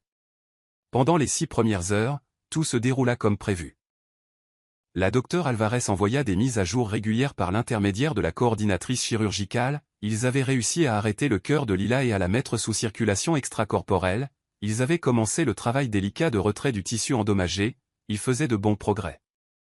Mais à la 7e heure, tout changea. À la 8e heure, la coordinatrice chirurgicale apparut avec une expression qui fit tomber l'estomac de Nora à ses pieds. « La docteure Alvarez a besoin de vous parler, dit-elle, son calme professionnel masquant à peine une préoccupation évidente. Il y a eu des développements. Ils trouvèrent la chirurgienne dans une petite salle de consultation, toujours dans sa tenue chirurgicale, l'épuisement et l'inquiétude gravés sur chaque trait de son visage. Elle ne perdit pas de temps avec des préambules délicats. Nous avons rencontré de graves complications avec l'intégration de la valve, dit-elle sans détour. Le système immunitaire de Lila attaque les composants en titane plus agressivement que nos immunosuppresseurs ne peuvent le contrôler. Nous observons des réponses inflammatoires qui provoquent des arythmies dangereuses, et sa tension artérielle est devenue critique. Quelles sont ses chances maintenant, demanda Nora, bien qu'elle ne soit pas sûre de vouloir entendre la réponse. Si nous ne parvenons pas à contrôler la réponse immunitaire dans les 2 prochaines heures, nous devrons retirer les nouveaux composants. La voix de la docteure Alvarez s'éteignit, mais tous comprirent. À ce moment-là, Lila mourait. Elle n'avait pas besoin de finir la phrase, il savait tout ce que signifiait l'échec. « Pouvons-nous la voir » demanda Marcus, sa voix étrangement calme malgré le chaos qui faisait rage dans sa poitrine. « Pas encore. Nous avons besoin de chaque moment disponible pour essayer de la sauver. Mais je voulais que vous sachiez où nous en sommes. » Alors que la docteure Alvarez se dépêchait de retourner en chirurgie, Nora et Marcus se retrouvèrent seuls dans le couloir, face à la possibilité très réelle que leur fille, leur miracle, leur cœur, leur monde entier ne survivent pas à l'heure suivante. « Elle va s'en sortir » dit Nora avec ferveur, comme si prononcer les mots pouvait les rendre vrais. « Elle doit s'en sortir. » Mais même pendant qu'elle parlait, des alarmes commencèrent à retentir depuis l'intérieur de la salle d'opération, et ils purent entendre le chaos contrôlé d'une équipe médicale, se battant désespérément pour sauver une petite vie qui était en jeu. L'heure la plus sombre de leur vie avait commencé, et tout ce qu'ils pouvaient faire était de se tenir l'un l'autre et de prier pour que l'amour soit suffisant pour ramener leur fille à la maison. Chapitre 10, Miracle et nouveau départ. Les alarmes s'arrêtèrent après 3 heures de chaos, après des consultations avec des spécialistes en cardiologie du monde entier, après des moments où la docteure Alvarez émergeait de la chirurgie avec des mises à jour de plus en plus sombres. Le silence soudain de la salle d'opération était plus terrifiant que n'importe quel bruit. Nora et Marcus restaient assis dans la salle d'attente, se tenant l'un l'autre, tous deux effrayés de respirer, effrayés d'espérer, effrayés de même penser à ce que le silence pouvait signifier. Ils avaient traversé toutes les émotions possibles au cours des 15 dernières heures, terreur, espoir, désespoir, rage face à l'injustice de voir leur enfant se battre pour sa vie. Monsieur et Madame A. Ils levèrent les yeux pour trouver la docteure Alvarez debout dans l'embrasure de la porte, toujours dans sa tenue chirurgicale, son visage illisible. Elle avait l'air épuisée, comme quelqu'un qui venait de livrer la bataille de sa vie professionnelle, mais il y avait quelque chose dans ses yeux qui arrêta complètement le cœur de Nora. « Docteur » la voix de Marcus était à peine un murmure. Le visage épuisé de la docteure Alvarez se transforma lentement, mais son sourire était tempéré par la prudence de quelqu'un qui avait vu trop de miracles médicaux se transformer en faux espoirs. « La chirurgie a réussi au-delà de nos projections les plus optimistes, dit-elle, sa voix mesurée avec soin. Nous avons réussi à contrôler la réponse immunitaire en utilisant un protocole immunosuppresseur expérimental que nous n'avions jamais essayé auparavant. Les nouveaux composants cardiaques de Lila fonctionnent bien, mais elle aura besoin d'une surveillance intensive et d'une gestion médicamenteuse à vie. Mais elle va vivre, demanda Marcus, craignant d'y croire. La crise immédiate est passée, et ses signes vitaux sont stables. Nous en saurons plus au cours des prochaines semaines, mais oui, je crois qu'elle va vivre, et bien vivre. La réserve professionnelle de la docteure Alvarez se fissura légèrement. Elle est plus forte que nous ne l'avions tous anticipé. Elle est plus qu'en forme, dit-elle, des larmes coulant maintenant sur son propre visage. Son corps n'a pas seulement accepté les composants artificiels, il les a intégrés si complètement que sa fonction cardiaque se teste à des niveaux que nous n'avons jamais vus auparavant. C'est comme si son cœur était fait pour fonctionner ainsi. Comme si nous lui avions juste donné les outils dont il avait besoin pour se guérir lui-même. Marcus sentit ses genoux fléchir, le soulagement était si écrasant qu'il ne pouvait plus rester debout. Nora le rattrapa, et ils se tinrent l'un l'autre pendant que la réalité impossible s'ancrait, leur fille allait vivre. « Pouvons-nous la voir » demanda Nora à travers ses larmes. Elle est toujours inconsciente à cause de l'anesthésie, mais oui. Elle sera en USI cardiaque pour la surveillance, mais ses signes vitaux sont si forts que nous nous attendons à ce qu'elle se réveille d'ici 1 heure. La marche vers l'USI cardiaque semblait être une flottaison à travers un rêve. Après tant de semaines de couloirs d'hôpital remplis de crainte et de désespoir, marcher vers la chambre de leur fille avec espoir et joie semblait surréaliste, magique, comme entrer dans un conte de fées qu'ils n'avaient jamais osé croire réel. Lila paraissait si petite dans le lit de l'USI, entourée de moniteurs et de machines, mais les chiffres sur chaque écran racontaient l'histoire d'un cœur sain et fort battant régulièrement dans sa poitrine. Sa couleur était meilleure qu'elle ne l'avait été depuis des mois, sa respiration facile et naturelle. « Bonjour, princesse », murmura Marcus, prenant sa petite main dans la sienne. « Nous sommes là. Nous sommes juste là, et nous ne partirons jamais. » Comme appelé par sa voix, les yeux de Lila s'ouvrirent, se concentrant lentement sur les visages de ses parents planant au-dessus d'elle. « Maman. Papa. » Sa voix était enrouée par le tube respiratoire, mais c'était le plus beau son qu'aucun d'eux n'ait jamais entendu. « Nous sommes là, bébé, » dit Nora, pressant un baiser délicat sur son front. « Nous sommes juste là. »« Ça a marché ?» demanda Lila, sa main se déplaçant instinctivement vers sa poitrine. « Mon cœur est réparé ?»« Ton cœur est parfait », dit la docteure Alvarez, apparaissant à leur côté avec un sourire qui semblait illuminer toute la pièce. « Mieux que parfait, en fait. Toi, jeune fille, tu viens d'écrire l'histoire médicale. »« Cela veut dire que je peux rentrer à la maison bientôt ?» demanda Lila, pleine d'espoir. « Cela signifie que tu peux rentrer à la maison et avoir l'enfance normale que tu mérites, » répondit la docteure Alvarez. « L'école, les amis, le sport, tout. Tout ce que les autres enfants de ton âge font. » L'émerveillement dans les yeux de Lila alors que la réalité de son avenir s'ancrait était époustouflant. « Je peux vraiment courir et jouer ? » « Tu peux faire tout ce que tu veux, » dit Marcus fermement. « Absolument tout. »« Je veux apprendre à faire du vélo, » dit Lila immédiatement. « Et je veux aller à l'école, me faire des amis et peut-être apprendre à nager. »« Je peux apprendre à nager, papa ? » « Nous commencerons par des cours de natation dès que les médecins diront que c'est bon, » promit Marcus, son cœur gonflé de joie par la simple normalité de planifier des activités quotidiennes pour sa fille. « Et je veux aller à l'école comme les autres enfants, » continua Lila, son excitation grandissant à mesure que les possibilités de sa nouvelle vie devenaient réelles. « Et peut-être qu'un jour j'aiderai d'autres enfants malades aussi. »« C'est en fait quelque chose à quoi je pensais, » dit Marcus, jetant un coup d'œil à Nora. « Une fois que nous serons tous installés et que tu seras complètement rétabli, j'aimerais explorer le lancement d'une fondation pour les familles confrontées à des problèmes cardiaques pédiatriques. » Nora le regarda avec étonnement. « Une fondation ? » « La fondation Lila est pour les soins cardiaques pédiatriques, » expliqua Marcus. « Entièrement financée, axée sur la fourniture d'un soutien complet aux familles confrontées à des problèmes cardiaques complexes. Et je ne peux imaginer personne de mieux qualifié pour la diriger que quelqu'un qui a vécu chaque défi que nous voulons aider d'autres familles à surmonter. »« Tu l'as nommé d'après moi ?» demanda Lila, les yeux écarquillés d'émerveillement. « C'est toi qui l'as inspiré » répondit simplement Marcus. « Toi et ta maman m'avez montré à quoi ressemble le vrai courage, ce que l'amour peut accomplir quand il refuse d'abandonner. Si cette fondation peut aider ne serait-ce qu'une autre famille à éviter certaines des difficultés que vous avez rencontrées, alors ton combat aura sauvé plus de vies que la tienne seule. » 8 mois après son opération, suite à un processus de récupération attentif surveillé par des spécialistes à la fois à Houston et dans leur ville d'origine, Lila fut finalement autorisée à toutes les activités normales de l'enfance. Le protocole immunosuppresseur expérimental avait fonctionné mieux que quiconque n'avait osé l'espérer, et ses composants cardiaques artificiels ne montraient aucun signe de rejet.